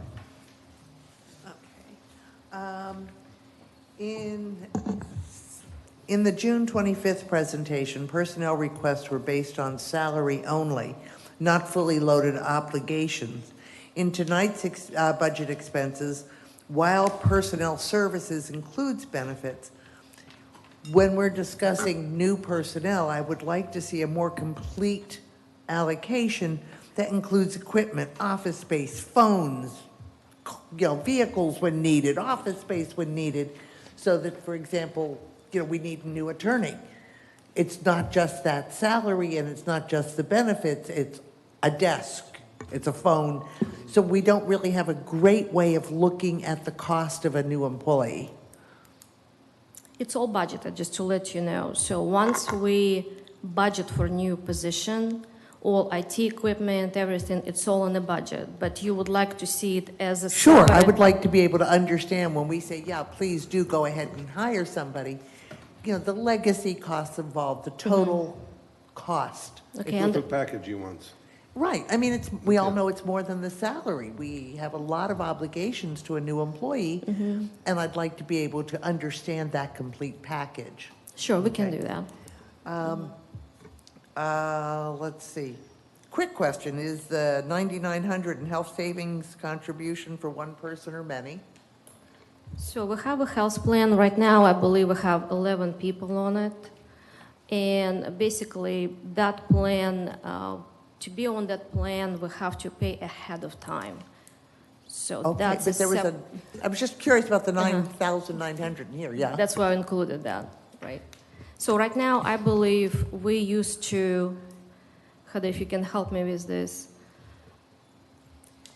The only question was whether it was 9,900 for one person or 9,900 for several. It would be for several people who Thank are you. on that plan. Thank you. And right now, it's 11 people on it, right? I believe that's the current Yeah. number, yes. I'm deeply worried about the recurring costs for Brandon Center and, you know, the pier and leaking roof. And it seems like the more we use it, the faster we lose money. And I'm wondering if perhaps, is the city really geared to be an event planning organization? Have we considered selling the center to a corporate entity which might be better equipped to handle it profitably? Is event planning an essential city function? As we know, you know, every year we're subsidizing it, we're repairing it, we're doing this, we're doing that. Is this really the best use of staff time and government money? I mean, I remember at some point they talked about the golf course. Well, I'm talking about the Brandon Center. at the I moment. know, I'm Oh, just okay. saying, they said, hey, you know, how about having a management company to do it? And I remember I reached out to a management company. On paper, it looks like you make a profit, but when you went down deep into it, it wasn't. But the commission could decide whatever they want to do. If they want to sell the building, you want to lease the building, you want to have a management company. I mean, whatever the commission decide to do, that's what we'll look into and then come back to you with some recommendations. Thank you. I believe the golf course, isn't that land deed restricted to a city golf course? Yes, it is. So, yeah, so we would, the options for us there are a little different than the Yeah. Brandon Center, which we could actually Yeah. choose to sell, If it's right? not used for a golf course, it has to be reverted back to the original owner. Yeah. Okay. And can we implement substantial increases in golf and marina fees with, of course, as we discussed, a discount for NSB property owners so that they're not paying functionally more than visitors? we But have- how fast can we increase those fees? Commissioner Martin, we have actually, our leisure services director is working on revised fees. So we should be coming to you either in August, the first meeting, or the second meeting. Okay. With new fees for the marina, the golf course, and the other facilities there. Thank you. Yeah. Then, let's see. Okay, so our property valuation has increased about $500 million this year, which would produce roughly an additional $4 million at the current millage rate, correct? The budget has doubled in 10 years. And clearly, the rate of development is very expensive. The proposed tax rate impacts about 24% of the budget, total budget. I know it's about, 59% of general fund, but 24 of total, yes? So we clearly need to increase our other sources rather than putting all the burden on additional property tax. So fines and fees as quickly and highly as the state will allow. But perhaps we need to prioritize getting a full-time grant writer because, as I see it, a lot of the potential money to offset these budget requirements could come from various grants. And I know I sent another one over to you today. And I I tripped over that one, so if I happen to trip over one, there's got to be a lot more out there, as Ms. Athern has pointed out. By the way, we looked at that one and don't think there is a lot of it that we could apply at this point, so. So, yeah, but again, I tripped over it. Just think how many more there are out there. I'm hungry for them, right? Let's see how many places we can get to, offset these very essential items. What is the median price of a homesteaded property in New Smyrna Beach? 262. Is that the median price? Yeah, that's what the property appraisal, 262, So the one, 181. well, I was trying to figure out whether the shown, what is it, the sample house? Yeah, page, Yeah, okay. Page So 7. it just didn't say, it just said it had an assessed value. It didn't say it was the median price. Well, it's an average median. Well, those are two real different items. Is it average or medium, or we don't know? Well, it's the average, I would say. Yeah, it's more average. So we're picking average. Is it? Okay. Do the school board and county amounts here reflect adopted rates? No? So those are projected, but we don't know for sure rates. Is that correct? Yeah, exactly. Well, because we don't know yet. As I said, all Okay. municipalities go through the same process. I'm just making sure I understand they're projected. And so, one of the things that I'd like eventually is before we get settled is, what percentage, we use this as an example, but we still don't know what percentage of homes it reflects, of our city homes, right? I will research on property appraisal website. Thank you. Okay, what is the value of reducing the millage rate for debt service while increasing the general operating? And is an aggressive debt reduction posture result in more favorable interest rates for future borrowing?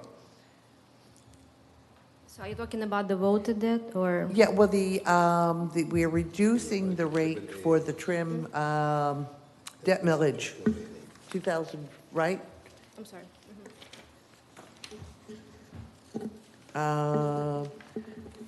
I don't know which page it is. It shows property tax, 2005, debt service reducing by 0.0276. And then the 2018 reducing by 0.014. Right. What is the value in reducing the debt service millage while increasing the general operating millage? It will not have effect on general. I'm sorry? It will not have effect on general because once debt is paid, that line just disappears. Correct, but That's why all. are we reducing it? Because taxable value goes up, but our obligations very much the same. So why don't we just keep the millage rate on that the same and then not have to increase the general as much? Because when we collect money for general obligation bonds, we only can pay it for, we only can apply to our payments of principal and interest. Those things do not cross. Okay, so any funds collected under the debt service Only used for- percentage can only be used For debt service. for the debt service. So we are in fact offsetting some of the cost of the increased property tax by reducing the debt obligation percentage? Yeah, if your total millage go down, in a way it is, yeah. Okay, thank you. And what is an armored rescue vehicle and why do we need one?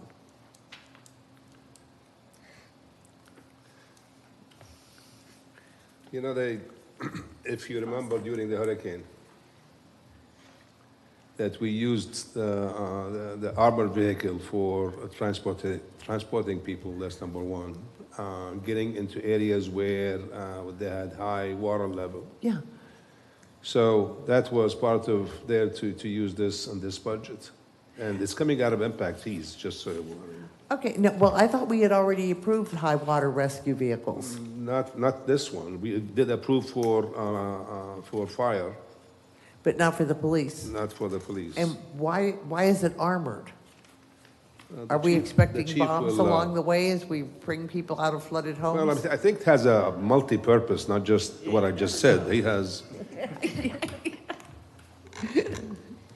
Thank you, Chief. No problem, Commissioner. So like Khalid said, it's a multi-purpose vehicle. So on one hand, it's it's outfitted as a search and rescue vehicle. It's outfitted to transport patients. It's a high water vehicle. In other words, it has a snorkel, right? And so it can navigate higher waters during a hurricane. However, it is also armored because we use it to execute high-risk warrants.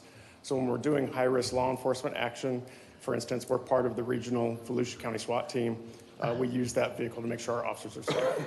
So we're not using the SWAT vehicle that we got from, I guess it was the Army or whatever, a few years ago? What happened to that? We're replacing that vehicle. So the federal government has changed the rules on the use of that vehicle, and it's no longer viable.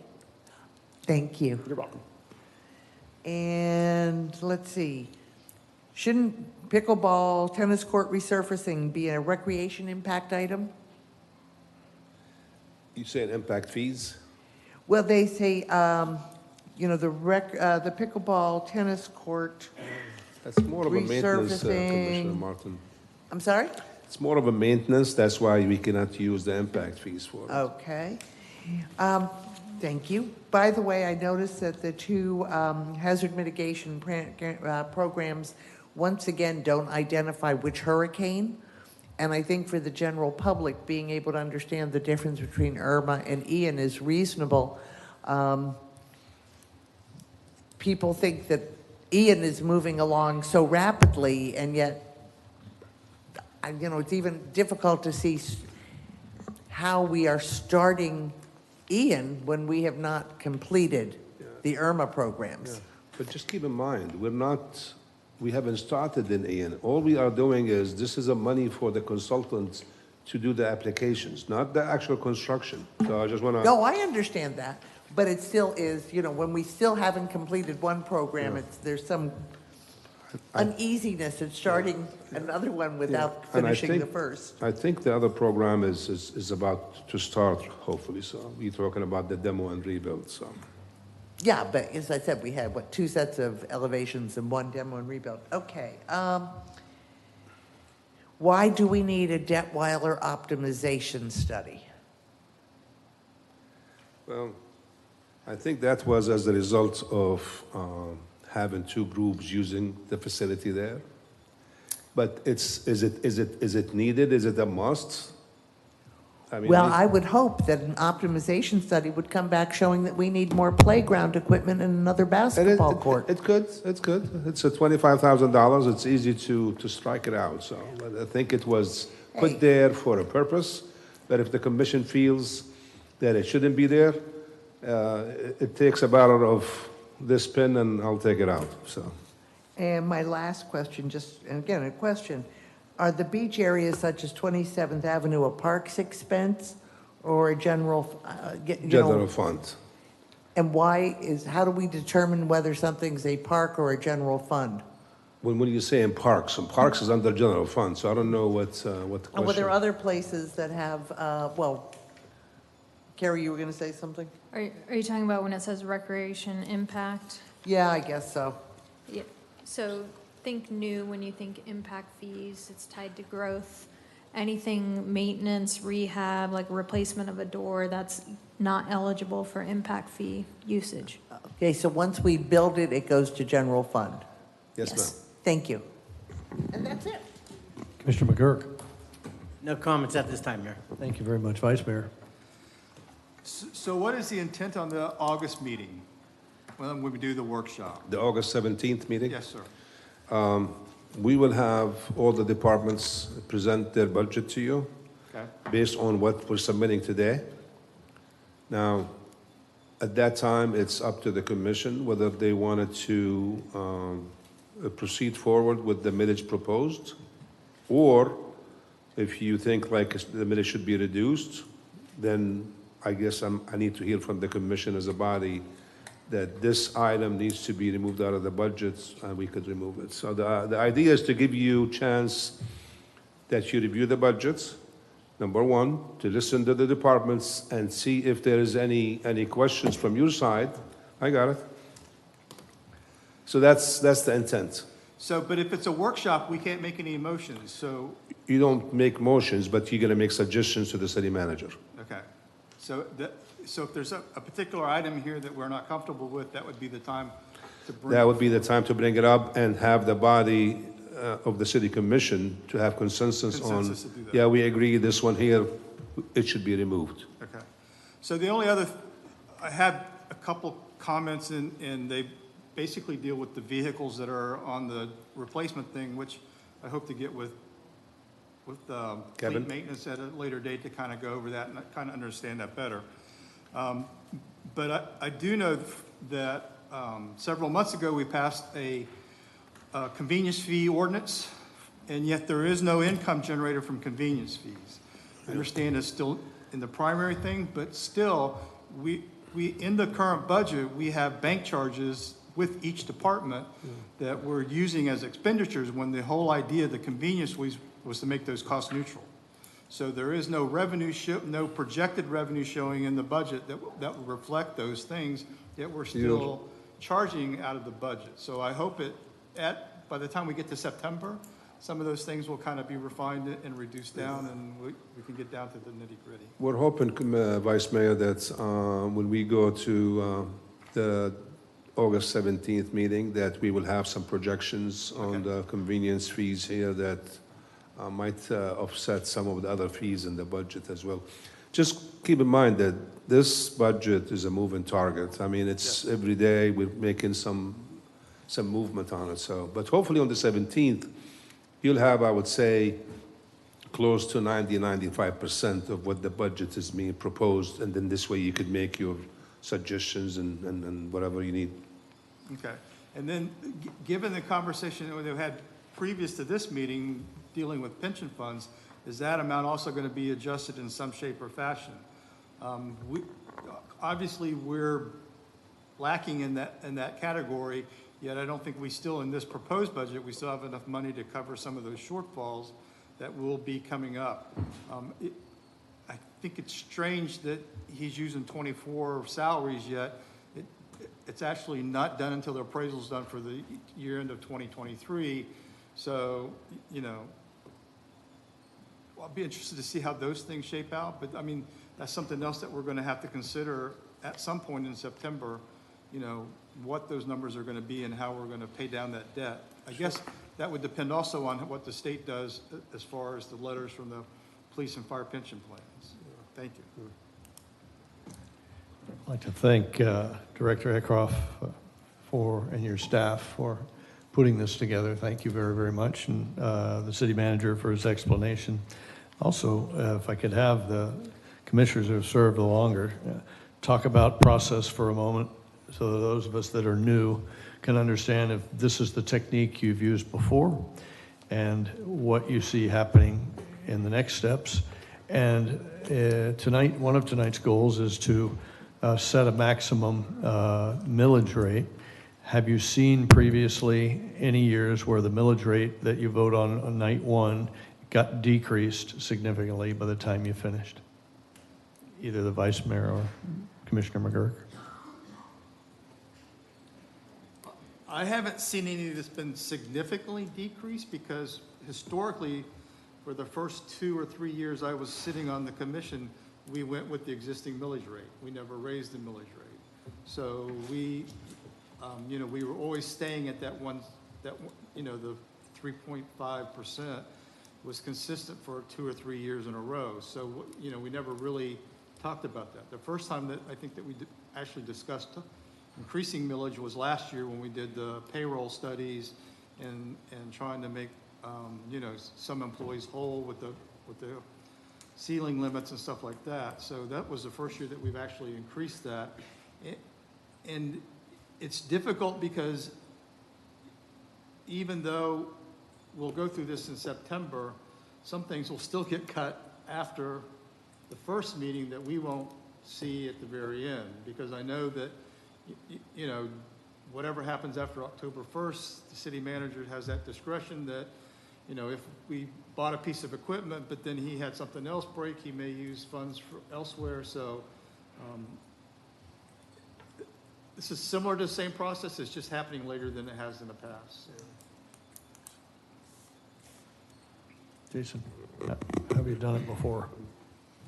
So tonight, we're going to set the tentative, and we usually go with what the city recommends as the tentative millage, and we can bring it down from there. And usually we bring it down some. The issue that this commission is having to deal with, the last commission last year and then this commission going forward, is I can go back 5 mayors ago. And it really comes back to this drum that I've been beating and the drum that's been beating 4 mayors ago, way before I was on the commission, that the way the city ran and operated historically is not the way, it's not the quality of life and the level of service that the residents and citizens for the last 10 years want. They want a lot of changes. They want a lot of amenities. This town historically never provided that. It was a poor, blue-collar, working-class town based on service and construction, fishing. And that's not really what this town, that's not the identity of this town.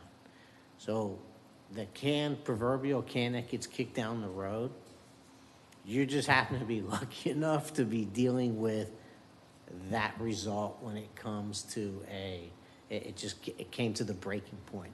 It came to the breaking point with the COVID. It came to the breaking point with the 50% increase in minimum wage over 5 years that the voters voted for. So, which we had to respond to last year. This year, that's where city manager was talking about where we had to break the increase in millage rate up, partly this year, partly last year, partly this year. The kind of increases we're talking about are breathtaking considering the history of this town. But as I said, I can go back 4 or 5 mayors ago, and they were concerned about how we were going to go forward and where the city's pecking order was in the millage rate. And we were always the second to last, and the attitude was maintain that. And we did. It was one of my attitudes for a long time. But it got to the point where that's just not realistic. And while they seem higher, you still look at the pecking order of where we're going to be in the 16 cities of Volusia County, and we're still going to be very near the bottom. So, Mayor, to answer your question, yeah, there's not dramatic decreases, but there are some decreases if you can find them. And I can tell you that the budget process has gotten harder and harder each year. I mean, when I got on, we're still coming out of the worst recession since the Great Depression. We didn't do anything. There was no money. A bunch of people got fired. We spent the next 7 years trying to find people to replace them, hiring, firing people who, we lost a lot of good people. So now we're dealing with an economy that has been very, very productive. I know ironically, our pensions have not done well, but the stock market, if you look over the past 10 years, has been phenomenal. So we're going to have to deal with, and each commissioner on this dais is going to have to deal with where they believe in their heart we need to be as a city. And it's a tough one. And like I said, lucky or unlucky, however you want to look at it, it's hitting now. So, and 6 years overdue for a recession, a real recession. If it's not done now, it'll never get done. And if it's not, we're going to have to seriously look at what we cut. And that's going to be jobs, and that's going to be lots of projects. Because this budget doesn't, if we significantly cut what staff is proposing, we have to come up with some very tough decisions. Thank you, I appreciate that. Always good to know the history, and others have said this was a year that paid the piper. We were going to go up significantly. That said, I'm so uncomfortable with the slide 5 presentation of 82% of this is on the backs of residents and less than 10% is on the back of commercial merchants. I implore you, City Manager, to help with all the King's horses and all the King's men to change that ratio with our leverage of our economic development team, the Chamber of Commerce, and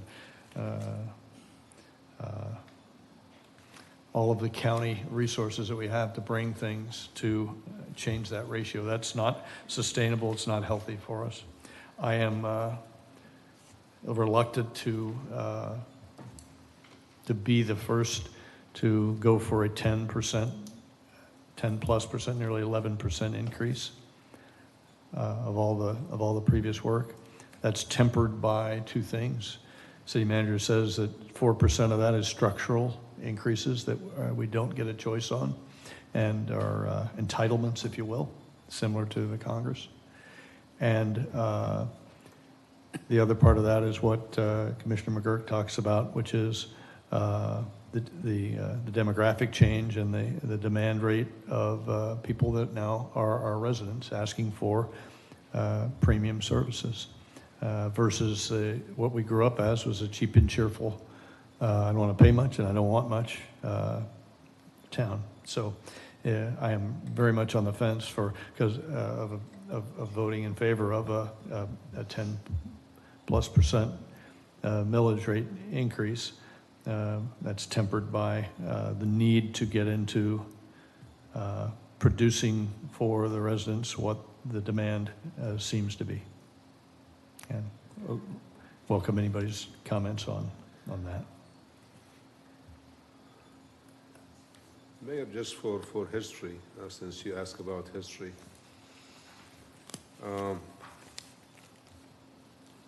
it happened one time where at first public hearing, so this is the first public hearing of the budget was reduced by $1 million. And I could tell you this, it set the city back probably 10, 15 years. So I've never seen it where it happened at the first public hearing, but it did happen back in 2007, 2008 at that time. Now, as the vice mayor and also Commissioner McGurk mentioned, you know, seen it where they approved the tentative millage and they went by the same millage. A couple of times it happened where they went back and they reduced what they approved at the tentative millage. But I just want to make sure that, remind the commission that there's an obligation here of 0.222. That's not to do anything out of the list that we have. It's a large list that was submitted. So I just want to make sure that the city is, specifically the city commission, I said it's easy to just go in and cut these items. It doesn't take 2 seconds. We could cut them off. But just keep in mind that when you look at the list, anything that it's next to it says GF, General Fund, that affects the millage. Anything else, it does not. So just kind of help you out when you look at the list on both sides. I mean, 3 sides, actually. That helps a lot, Colin. The other thing I think you were teaching was that the trade space is really in the capital projects. That's where the capital equipment. Capital equipment and capital projects. Yes. Where the big money is. And have you guys previously wiped some of those out and big items? Yeah. And in the past, they have taken some equipment off. I mean, and again, it's you know, when I went back to the department directors who have the major component of the budget, and you know, we took some. If you look at the original list, it's a lot more than this one. But then again, you know, like for example, take the spider that Donna was talking about. That's coming out of stormwater. And so it's a large amount, but it's coming out of stormwater. So even if you take it out, that would not affect the millage itself. So I appreciate that. Thank you. Any more discussion? Okay, let's look at resolution then, 3123, which is consider adoption of a resolution, which, if adopted, would authorize New Smyrna INS from 2005 debt service, a maximum millage to be advertised as part of the 2023 trim notice. City Clerk, would you please read the resolution?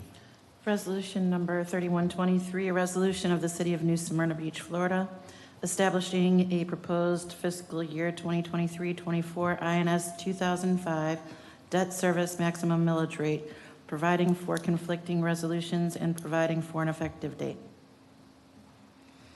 Is there a motion to adopt Resolution 3123, setting the INS 2005 debt service at not to exceed 0.19 mils?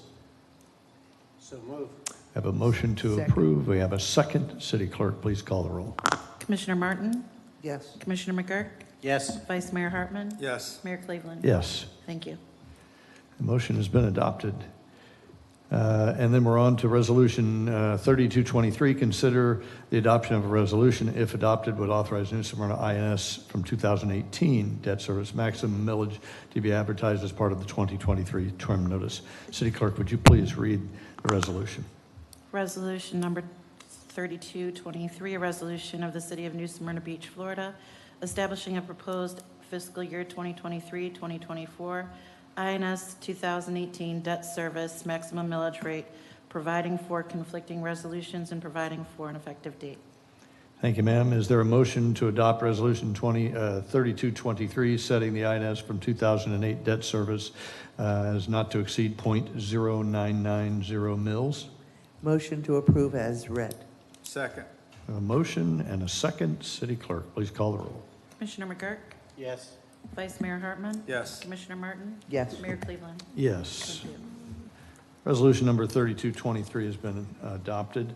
On to Resolution 3323. Consider the adoption of a resolution which, if adopted, would authorize New Smyrna Beach operating maximum millage to be advertised as part of the 2023 trim notice. City Clerk, would you please read the resolution?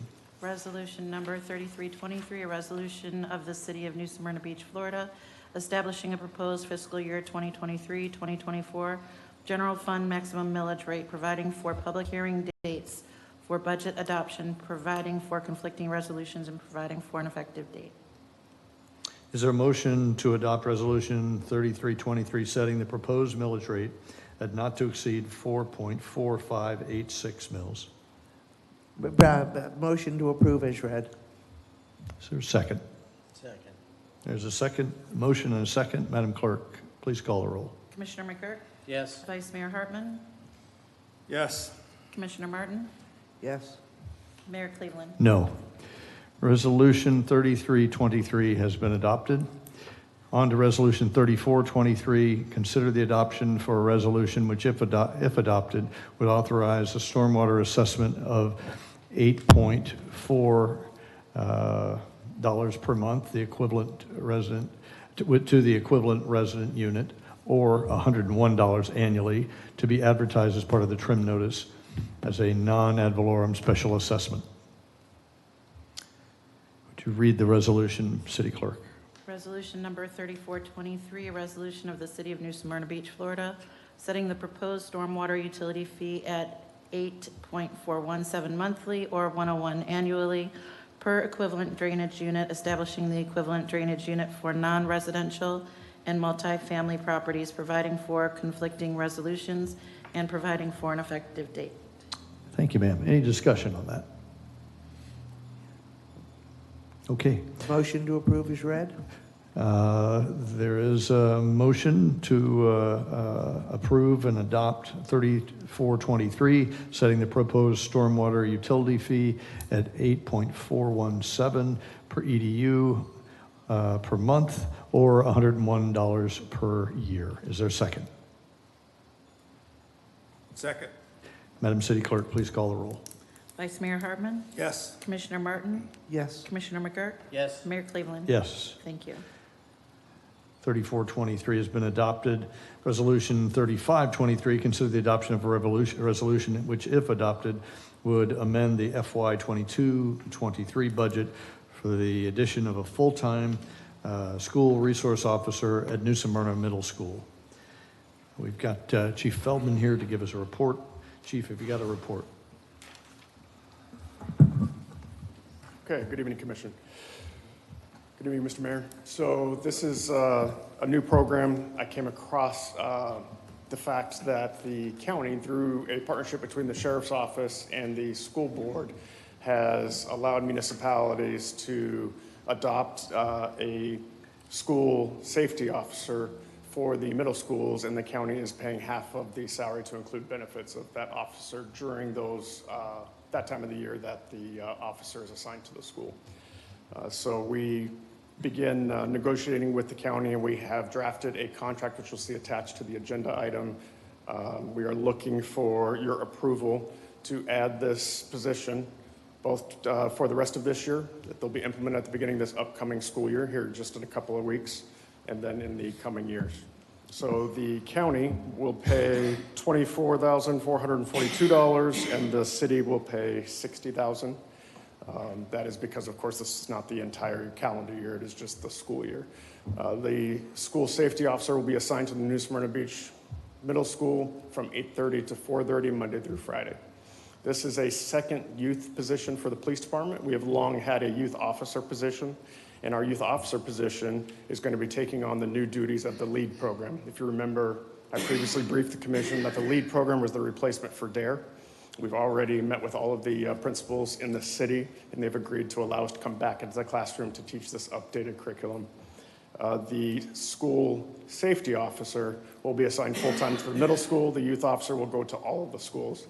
Both will be trained and certified as school safety officers as well as lead instructors, youth officers, so they will back each other up. The benefit is, I think, probably the most important thing we can do in this upcoming year. We have, on average, a call every other day at the middle school that we have to respond to. The middle school itself has over 1,000 referrals for discipline every school year. Administrative referrals when a teacher refers a student to the administrative office for some sort of discipline. As you all saw, it made national news. And that's not the type of national news we want as a city, because there was a fight at the middle school between two girls where one had pushed the other to the ground and was trying to stomp on her head. So it has come to a point when we need to do better. And I do believe that as a police department, one of the biggest investments we can make is with our youth. The purpose of this is not necessarily to enforce the law. The benefit of having a full-time officer at the middle school is that the middle schoolers will always be looking over their shoulder to see if Officer Maggie is around, right? We're moving into the office right there in the lobby of the middle school, putting a New Smyrna Beach badge right on the door. It will be an obvious deterrence, but that's not the real reason. The real reason is we want to start recreating relationships that we used to have in the community. Officer Maggie Dill has been selected as our school safety officer. Officer Dashika Price will be the youth officer. And Maggie has a great skill set anyway in terms of dealing with youth in the community. The idea being that we want to recreate the relationship between the police department and the youth. We want to recreate some of the mentorship and coaching that we've had through the PAL program and other programs in the past, in hopes that in the future, we either deter kids from doing things that they shouldn't, or perhaps we even just make a productive enough relationship between the police department and the youth where if we need to talk to that person as they're older in the community, we have found that those relationships survive and they're more willing to help us when the time comes. So that's my presentation. Certainly open to questions. Any questions for the chief? Just a quick one, a couple quick, we've been through this, right? So we've determined that a school resource officer is the same for our purposes as a school safety officer, despite discrepancies in the ma'am. write-up. Yeah, Commissioner Martin caught the fact that in the contract, it refers to both. That's because the county used to call it SRO, now they call it SSO. I've talked to them since Commissioner Martin asked the question. They've agreed to allow us to update the contract, so we will have that updated before signature. It will just say school safety officer, which is the new terminology. Thank you. That clarity is always appreciated. Absolutely. This is a sworn officer with full police pension and benefits. That's right. Yeah, okay. And, okay, so it's a full-time position that we're funding with assistance from the county. When school's not in session, what will the officer's duty be? They'll go back to patrol. Patrol, okay. And when you're talking about the 2,603 referrals made for discipline, to whom are those referrals made? Again, those are administrative referrals from the teachers to the principal. To the principal, so those are within the school, not, So okay. within those 2,000 or so referrals are the, 121 police Yeah, calls no, I that saw rise, that. rise to that level. It just wasn't, the write-up wasn't clear whether suddenly the police did the discipline. I mean, it was No. just a little clarity needed there. I think I understand now the difference in duties between the school safety officer and the youth officer. The youth officer moves between schools, and the SSO stays with the middle school. Yes, the youth officer not only will be an instructor in this new LEAD program, which will take the majority of their time, but they also support programs at the Babe James Center and other youth programs in the community. Thank you. And let's see, the fiscal analysis seems to be salary only. Wouldn't benefits functionally double that cost? No, that fiscal analysis includes benefits. So that fiscal analysis included uniform and equipment and the whole kit and caboodle? No, that includes benefits. Benefits, They're- okay, Being a new position, their uniforms, their radio, their gun, it'll all be purchased with impact fees. okay. Oh, thank you, that's a good point. Do we share the cost of the youth officer with the school board? No. Okay, and I know you're working on that automatic % increase annually as opposed to having to renegotiate the contract. And do we know what the cost for the equipment, any transportation, blah, blah, to the impact fees is for the new SSO? It'll be the cost of a new vehicle, a uniform, a bulletproof vest, a radio, and a few other accoutrements. Total cost, I would be guessing, Commissioner, but somewhere in the realms of 40 to 50,000, including the car. Thank you.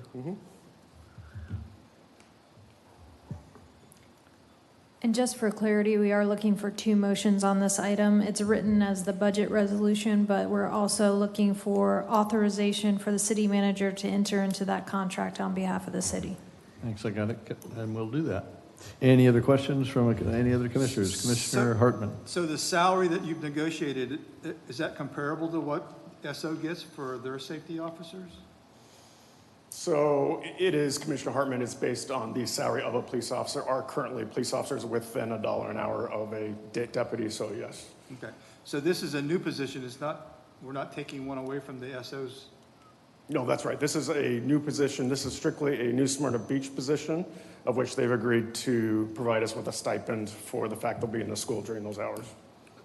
In the future, are we looking to also do the high school then?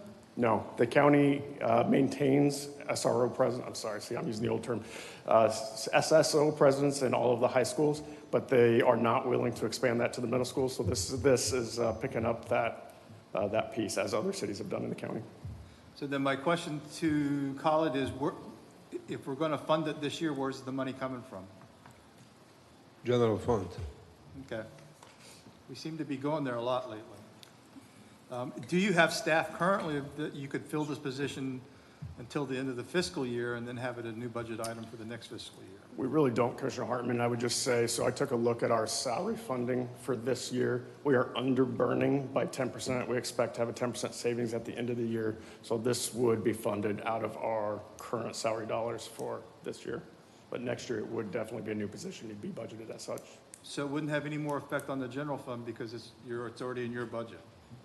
So the position is not in my budget, to be clear, but Right, because we had so But the many salary. vacancies, we're under burning this year. We expect to be fully staffed next year, so that would just be this year. But for this year, I believe we'll be fine. Okay. Chief, can you go again why the county school board of their $1.3 billion budget, $1.3 billion budget, compared to our 10%, less than 10% of that, why they would not fund this at the middle school level? They have any discussion? It's, you know what, Mayor, it's really a decision between Sheriff Chitwood and the school board. I don't know. Got it. He's made his Okay. position clear. Thanks, appreciate that. Okay, is there a motion to adopt Resolution 3523, which states that we would amend the budget for the addition of a full-time school resource officer at New Smyrna Beach Middle School? So move. Have a motion Second. and a second. Discussion. Yes, sir. I thought he just said that we didn't have to amend the budget, that he already had the funds in the budget to pay for the position, so The money is not in the budget.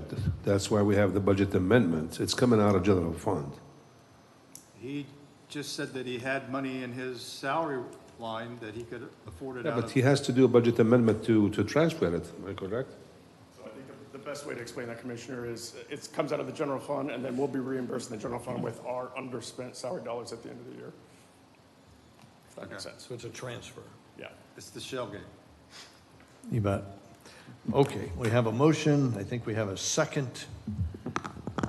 Madam City Clerk, please call the roll. Commissioner Martin? Yes. Commissioner McGurk? Yes. Vice Mayor Hartman? Yes. Mayor Cleveland? Yes. Thank you. Okay, and a companion, is there another motion to approve the agreement as amended by the chief?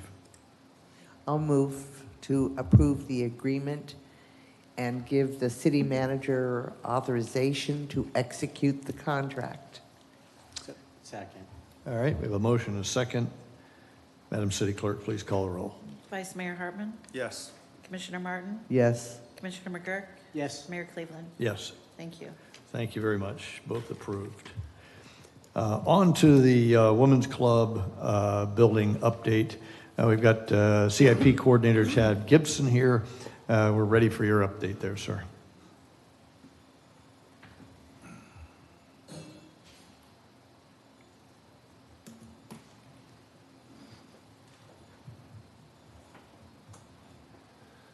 While he's setting up, Mayor, I'd like to introduce our CIP manager. He just started on July the 17th, and that is Jesse Kobe, right there. Jesse, stand up, please. Welcome, Jesse, to Welcome, join Jesse. our team. So we're looking forward for Chad and Jesse to lead us to a very successful capital improvement project. Fantastic. Bill Partington's loss in Norman Beach is our gain. So thanks for coming, Jesse.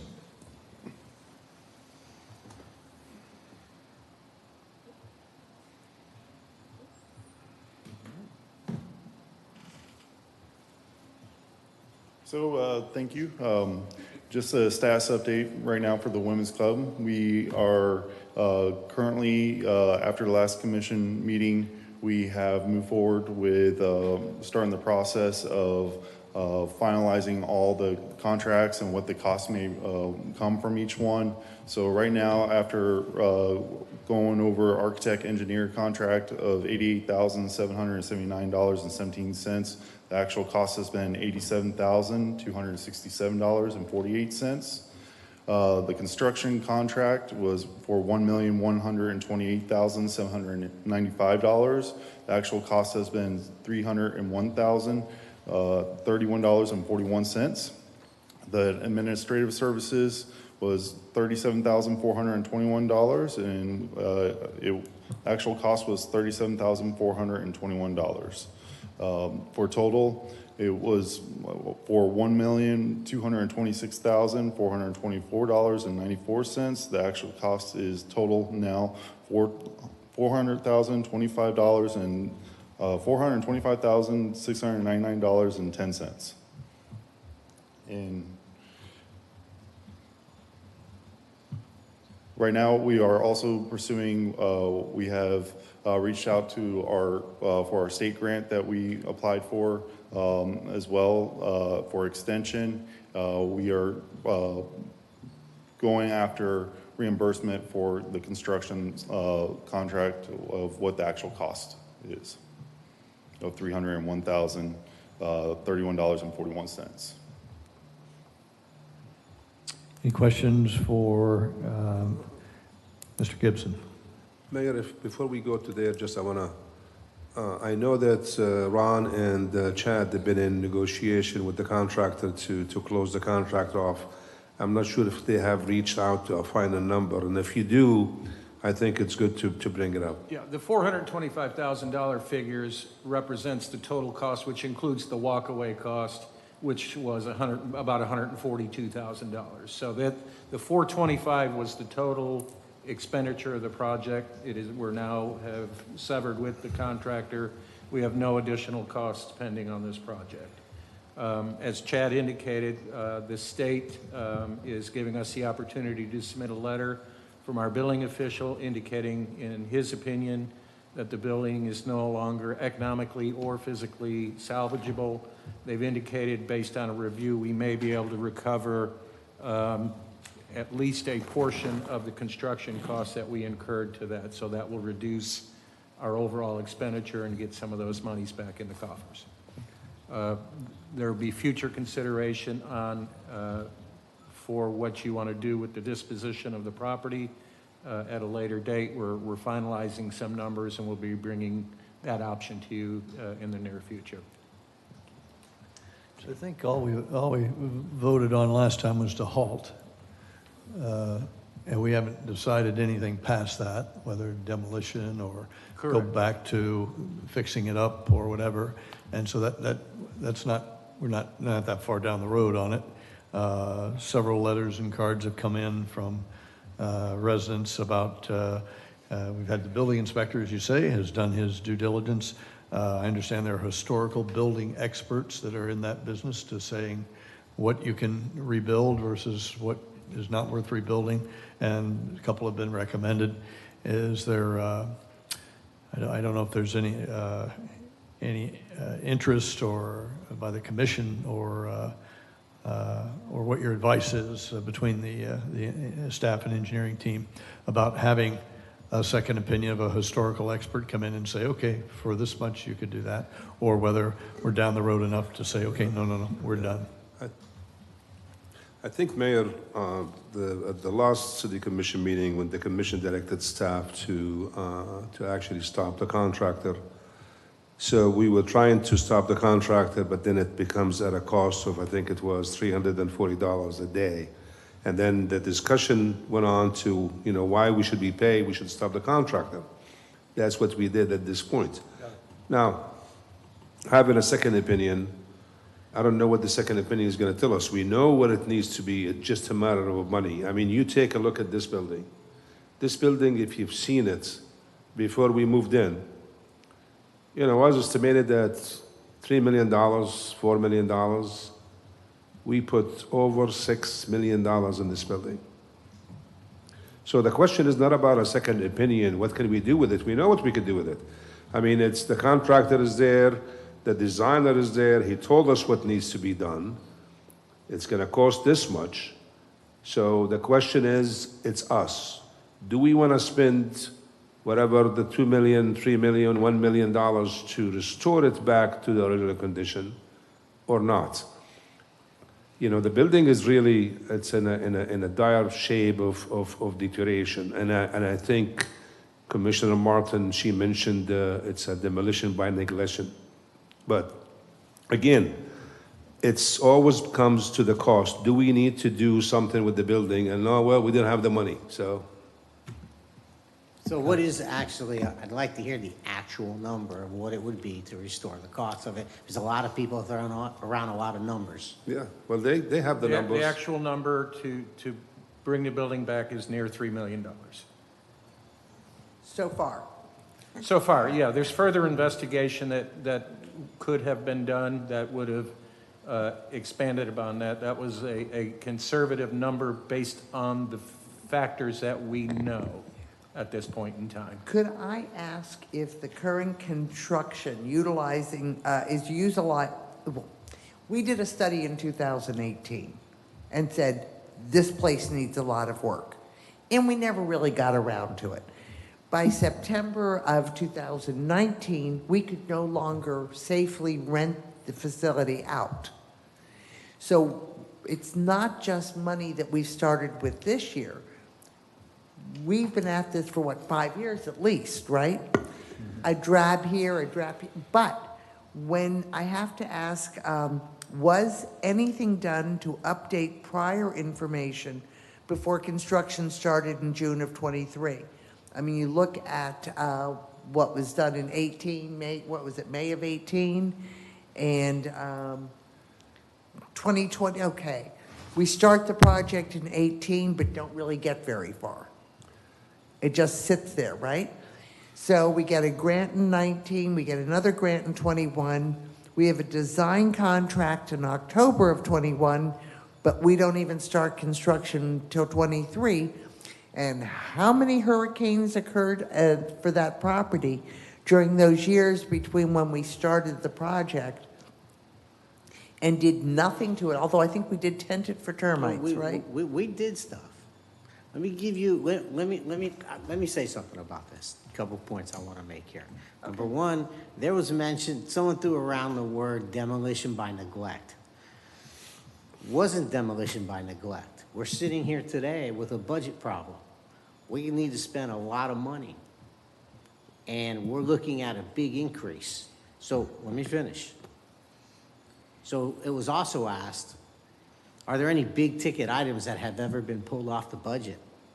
Yeah, the Women's Club. Every year we didn't have the $500,000, the $750,000, the $1 million. So when we had to determine whether or not we're laying people off or we're hiring more police or we're doing this, we're stuck today. We have the same problem today that we had 5 years ago with the budget. The Women's Club was not demolition by neglect. It was demolition because we just didn't have the money to fix it.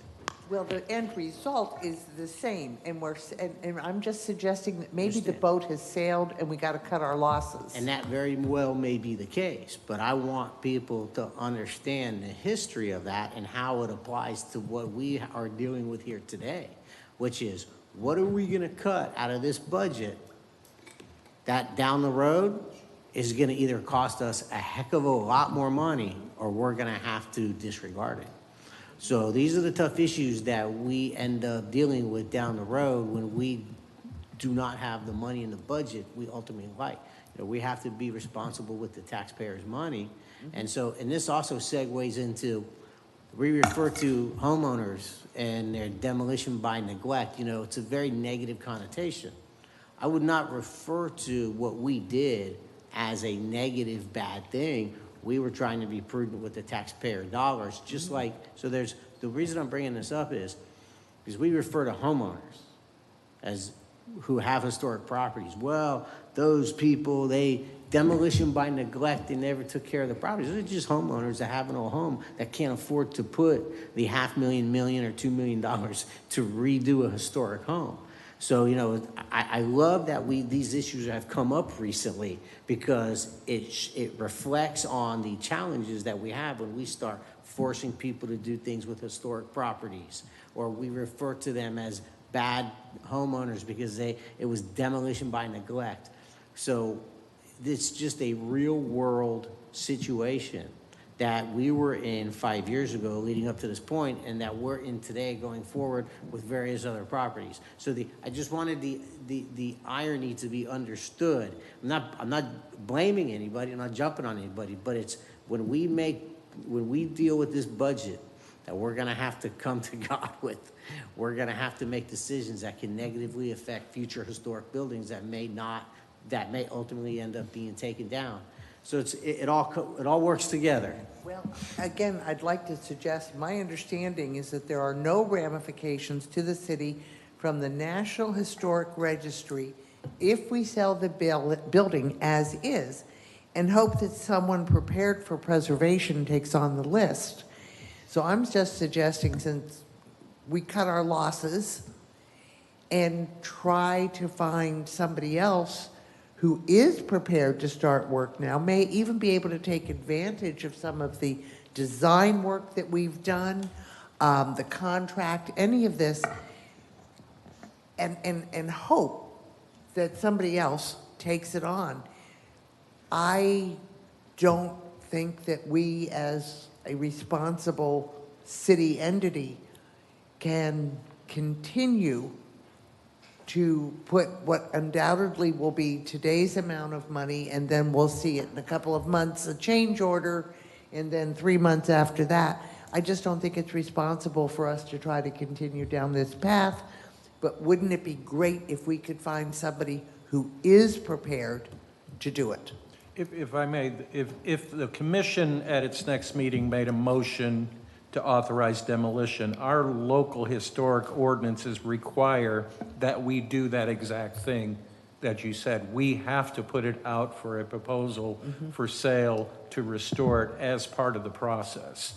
So your desire to try and do that is mandated by our ordinance. Okay, but I thought there was a difference between the national and the local. No, the National Register has no financial penalties. It's an honorary thing. Okay, then I must have misunderstood in yesterday's meeting. Thanks. Is there a motion in any of this? Commission have a will? Yep. Commissioner Harton. I thought the last time that we discussed this, we also discussed having a public meeting. Because you heard today that there's rumors of parking lot, there's rumors of this, there's rumors of that. And I thought our intent was to have a public meeting so that the public would be aware of, here's where we are, here's what we spent, here's the condition of the building official has condemned it or not condemned, you know.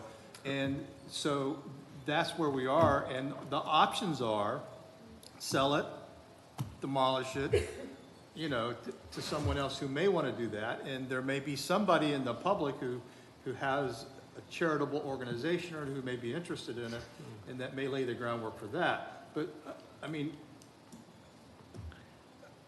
we've got ourselves into trouble before by just acting on things without including public in part of these conversations, and I don't want to continue with that process.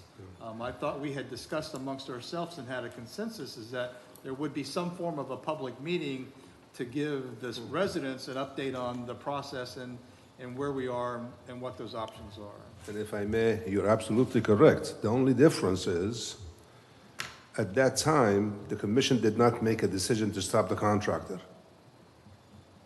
So we stopped the contractor because we don't want to pay the $3 million.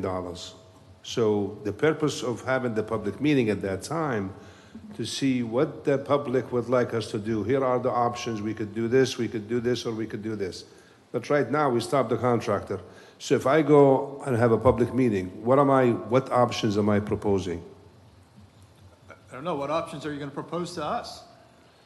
Well, that the would option, be the same thing. I thought the reason we stopped the contract was because we didn't want to pay $350 a day while we waited for somebody to set up a public meeting and have some input, or we came back before us for discussion. Yeah. That's what I thought we were doing. well, I mean, our recommendation was let's just stop the contractor until we decide what we want to do with the building. Right. But then the And next have a thing public is, meeting to inform the public as to where we are and what the status is. There's rumors running around there rampant now about this, that, or the other, and we're not informing the public. Yeah.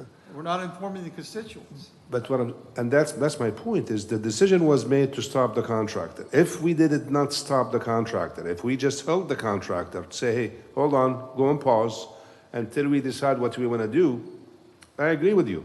And I'm willing to have the public meeting, but what I mean, just to inform them, or what's the purpose of the public meeting? That's what I'm trying to find out.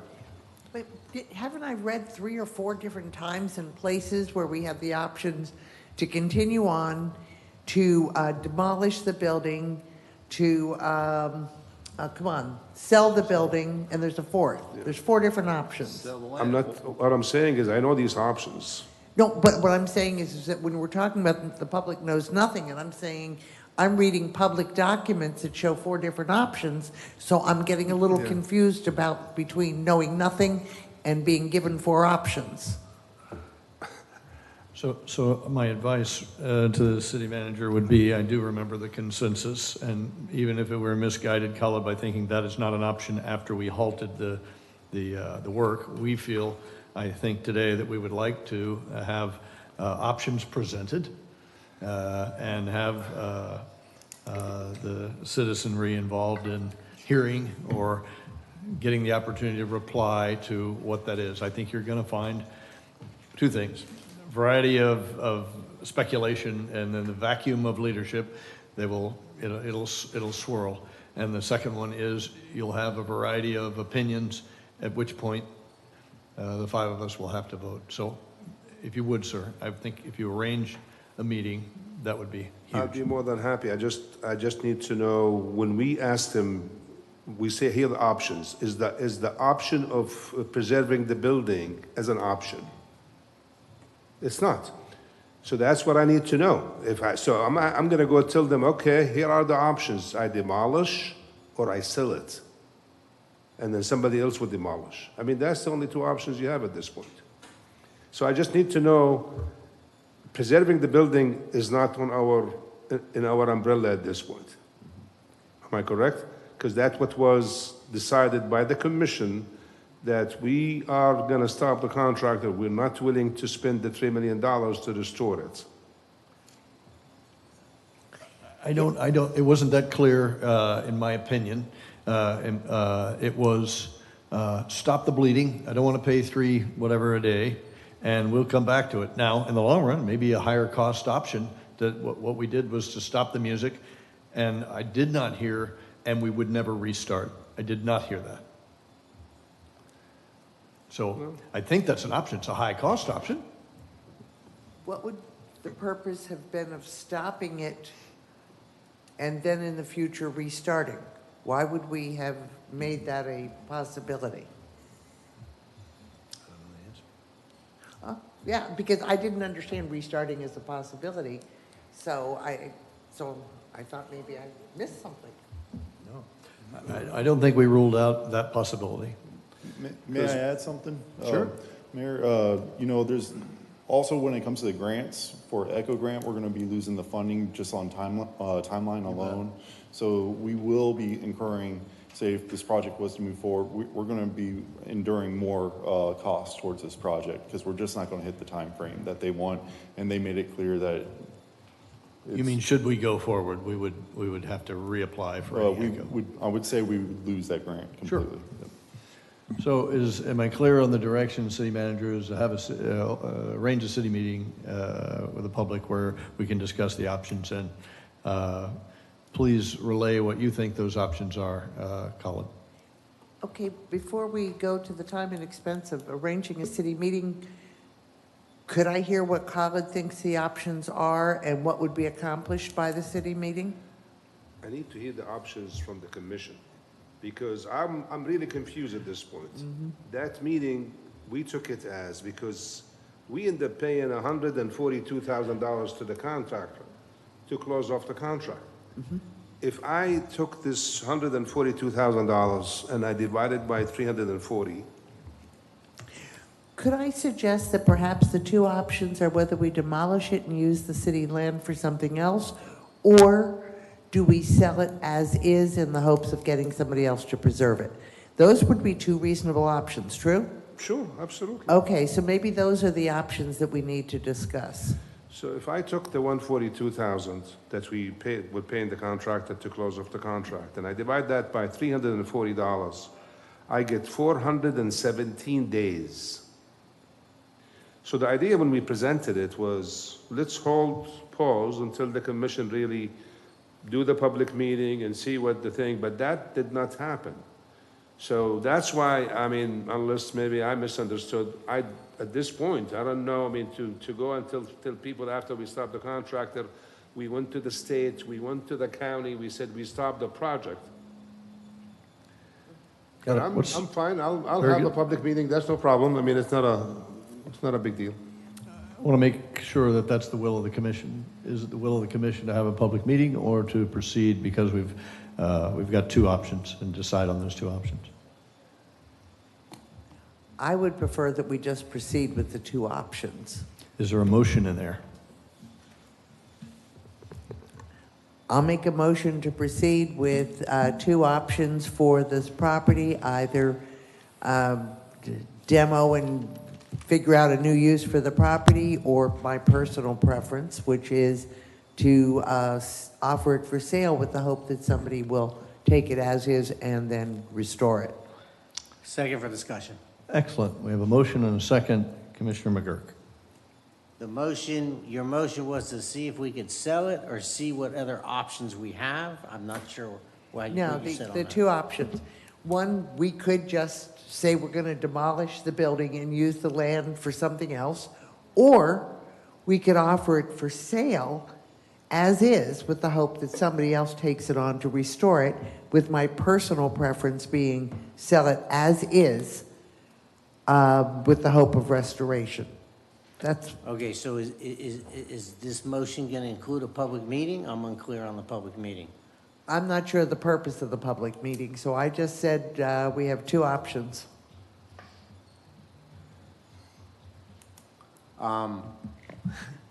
So I was the only one, this was a 4-1 vote, I was the only one in favor of not killing the contract. My observation was it was unclear to me also at that time. I would say that the mayor was, what the mayor said was close. I think the idea was you guys wanted to kill the contract and then see what else we could. There was no commitment one way or the other. But I didn't agree with that, but that's what I recall, just you felt you guys were gonna stop the bleeding. So I'm just trying to figure out what how the motion, at least how your motion, because right now I think there's a lot of confusion over what the direction is, and I do not want this turning into another, the house we bought for the 120? Yes, 120 Flagler, thank you. I don't want to see that go there. So I want to see, I'd like to, what I recommend is, why don't we wait for any discussion on this until Valley is back? Because I think she's going to have have an opinion on this too. And maybe each one of us can go speak with staff in the meantime and because I think we're at a very critical juncture where this goes down and creates the same mess as 120 Flagler. So I think that some people should get some very clear ideas of what they would like to do with it. And then I don't think we should have a motion now, and Valley's not here, because she may have some opinions on that. So at least wait till we have a full commission to have a discussion and motion on it. Any other discussion from the commission? Okay. I think I just think it's time to make a decision. We've been playing with this for a while, and I'd love to see an actual decision be made. And when could it even get on the August 8th agenda? I mean, how long do we keep kicking this I down? won't be here the August 8th agenda. Yeah, so in other words, I mean, once Second again, we're in another hurricane season. And what if there is another hurricane, and now we've got more damage to the building? I mean, at some point, we have to bite the bullet and make a decision. Restate the motion then for the record, if you don't mind. Okay, my motion was for two options, one of which is to demo the building and find something else to do with the land. But I would prefer that we offer the building for sale as is in the hopes of preservation. Now, if somebody wanted to not second this motion and simply make It's already a been motion. seconded. It's already been seconded, so I just need you to say the motion. It's been seconded, Okay. and we'll vote.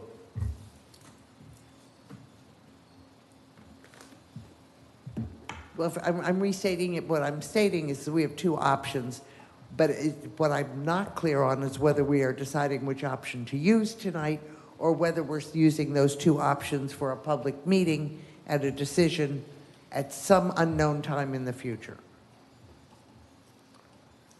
I'm not sure. You made the motion, so motion was two options. Options. You gave two options, and so I did. I think that's what we're trying to decide. How we do it there, whether it's a city meeting or whatever, Okay. is yet to be determined. Okay, so then the motion is we have two options. Sell To demo the building and reuse that property, or to sell it as is, hopefully to somebody who will, in fact, restore it. Perfect. And we have a second. Madam City Clerk, please call the roll. Commissioner McGurk? No. Vice Mayor Hartman? No. Commissioner Martin? Yes? Mayor Cleveland? No. Thank you. Okay, this will be up again when Commissioner Perrine comes back. Okay, so Are we going to have the public meeting? good discussion point. And for Commissioner Martin's sake, we had an ordinance about murals. We advertised it. We discussed it. P&Z discussed it. It went through the first reading. Second reading, everybody shows up going, we knew nothing about this. What's going on? It's infringement of our freedom of speech, So my point is, if we at least make that effort to inform as many people as possible, is this is what we're faced with. You know, we're faced with raising your taxes already by 10%. And do you want to invest another $4 or $5 million in a building that's currently unsafe? Or do you know, we could, you know, the other option would be you could float a bond if you have, you know, put it out as a referendum on the ballot in 2024 if the citizens feel that strong about it, and then they could vote themselves to pay for the reconstruction of the Women's Center. But I think those are discussions that need to be had. We have to have a decision at some point. When could we schedule a public meeting? I mean, at least I need a week. That's the minimum. But we're hearing everybody's out. I mean, if I'm gonna get people to come to it, I need to put the electronic signs out there, see if it's available. If not, I have to rent some signs. Make sure that whatever I'm gonna have the meeting is available. Make sure that the commission is available to attend. So there is a lot of... Yeah, there's time involved in it. I'm trying to figure out, are we going to do another 6 months with this while the building continues to deteriorate more? That's what I'm trying to figure out. Let me help here. Is there a consensus to have a city meeting, and the topic of which will be what the options are? We can talk with Khalid separately without saying we can each tell them what we think the options are. Is there a consensus to hold a city meeting? Is there objection to holding a city meeting? Can we make it a reasonable time limit? Sure. Mr. City Manager, set up a city meeting at the best speed, if you don't mind, sir. All right. On to the change order for the contracting work that's going on the old fort wall. Have you got some more updates on that, Chad? Yes, I do. All Thank right. you, Mayor.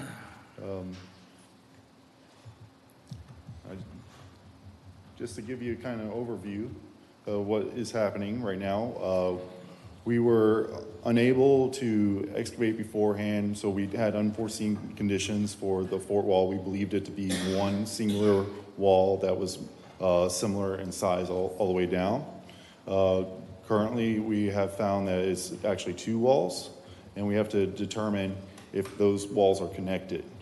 Also, we have to do a testing protocol, which will use radar to be able to distinguish that, and we will be doing excavation to be able to get down to do the testing. As well, we will be doing pull-out tests for the anchors that will, if you see the red is what the original design of the wall was supposed to be like. The blue is what is the void between the wall that we are putting in to help relieve the pressure of the two walls on the right-hand side. Now, the anchors are what are going to be attaching the original wall with our new wall, and that's the red spikes that you see in the actual photo. But again, the two walls that you do not see colors, those are the two walls that we thought was one singular wall going all the way down at the same distance. Questions? Kind of off topic. All of the oyster shells that were dug up, that seemed to be, was that expected, or was that, I find that very fascinating. Yeah. Well, just from, knowing the history of the area, it was kind of expected, but they weren't expecting that much. So it has been a kind of for the engineering as well to kind of adapt to the environment. We have had archaeologists going along with the dig the entire time. So the pressure of the wall, pressure pushes the wall out like a seawall, right? Correct. And I'm just wondering if there was any genius logic behind them basically filling with oyster shells and not dirt. It may be more, it doesn't hold the weight of soil and water and didn't push on it as enough. I just was curious about that. I'm not sure of the original intent, but I know it does act like a filter. So when you go up there, you do not really see dirt in there. It just... Yeah, I kind of snuck up there. Yeah. And I broke the rules. I climbed underneath the sign that said no trim. So Anyway, it was very fascinating. And do the oysters go all the way down? They went to the bottom, yes, absolutely, so, yeah. Interesting, thank you. Any other questions from any other commissioner? What's the cost of the change order? It's 14,000, to be precise, it is $14,380. And will the grant pick this up, or is this out of Hyde?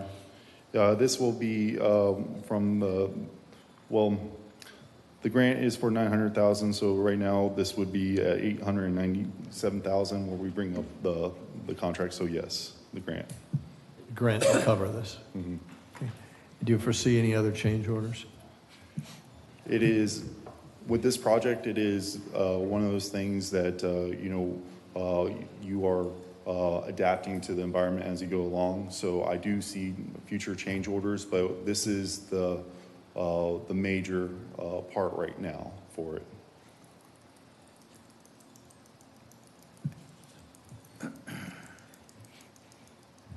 So this is about securing a wall with effectively a dead man or something that holds it up, right?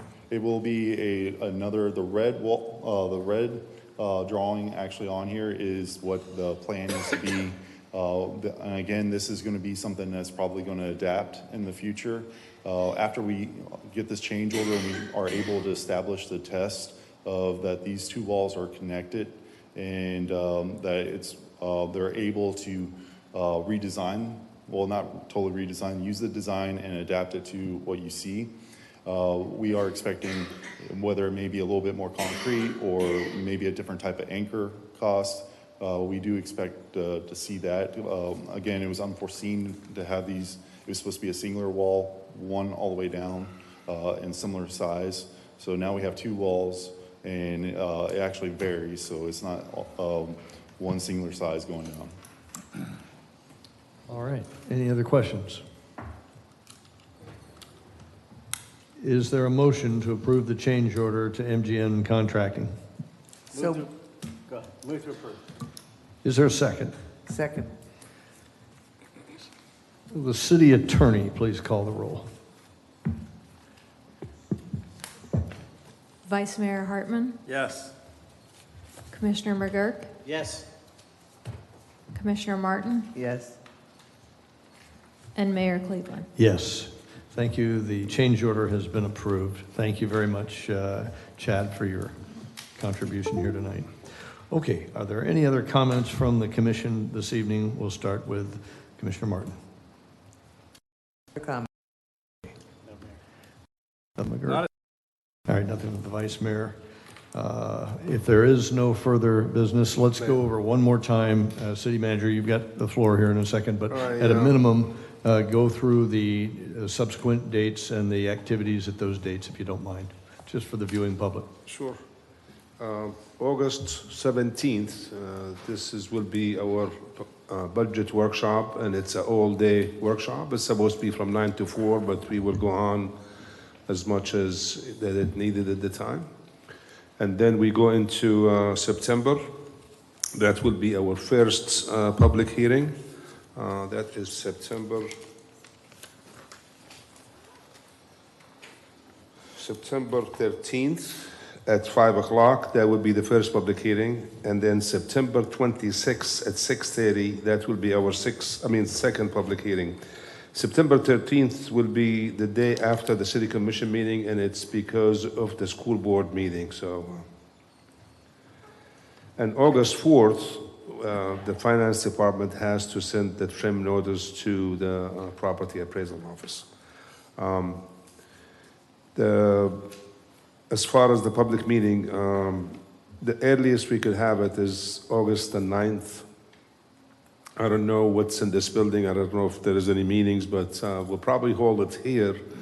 And so I have August 9th, August 16th, August 23rd, August 28th, August 30th. So tomorrow I'll double check on the availability of the building, and then I'll let you know. And again, not having Commissioner Perrine here because she was adamant about stopping the contract. So I will send an email to all of you based on the discussion tonight. and then I will see which date is better for the staff and also for the facility. Thank you, Mayor. Yes, sir. Any other comments at all from you on the evening, Khalid? No, I just want to thank the commission for their patience with us during this budget process. But again, hopefully the commission, and I think they realize how challenging it was to get to this point. And I'm going to take the time to thank the finance director and her staff. This is, as I mentioned early on, it's probably far more is the toughest and challenging budget preparation that I have been dealing with. So Natalia and her staff, thank you very much. They have quite a lot of work between the audits and other issues. So this is not an easy task, and it's moving targets. They keep getting the numbers.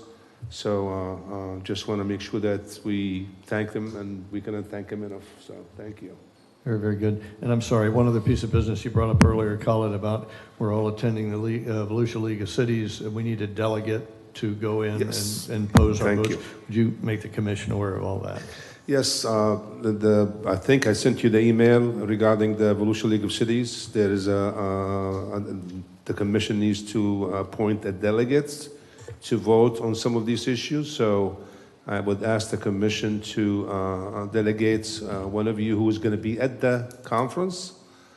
So I'm going to the conference, and I think Ron is going to the conference. I know, I'm not sure if Vice Mayor Hartman is going, and the mayor is going, and Commissioner Martin, and I think Commissioner Perrine is going. So Mayor, if you could have one of them to nominate one of you to be the delegate. Any nominations? I nominate Fred Cleveland. Second. Okay. City Clerk, call the roll, please. Commissioner Martin? Yes. Commissioner McGurk? Yes. Vice Mayor Hartman? Yes. Mayor Cleveland? No. See what happens when you can't make a motion? Okay, we're adjourned.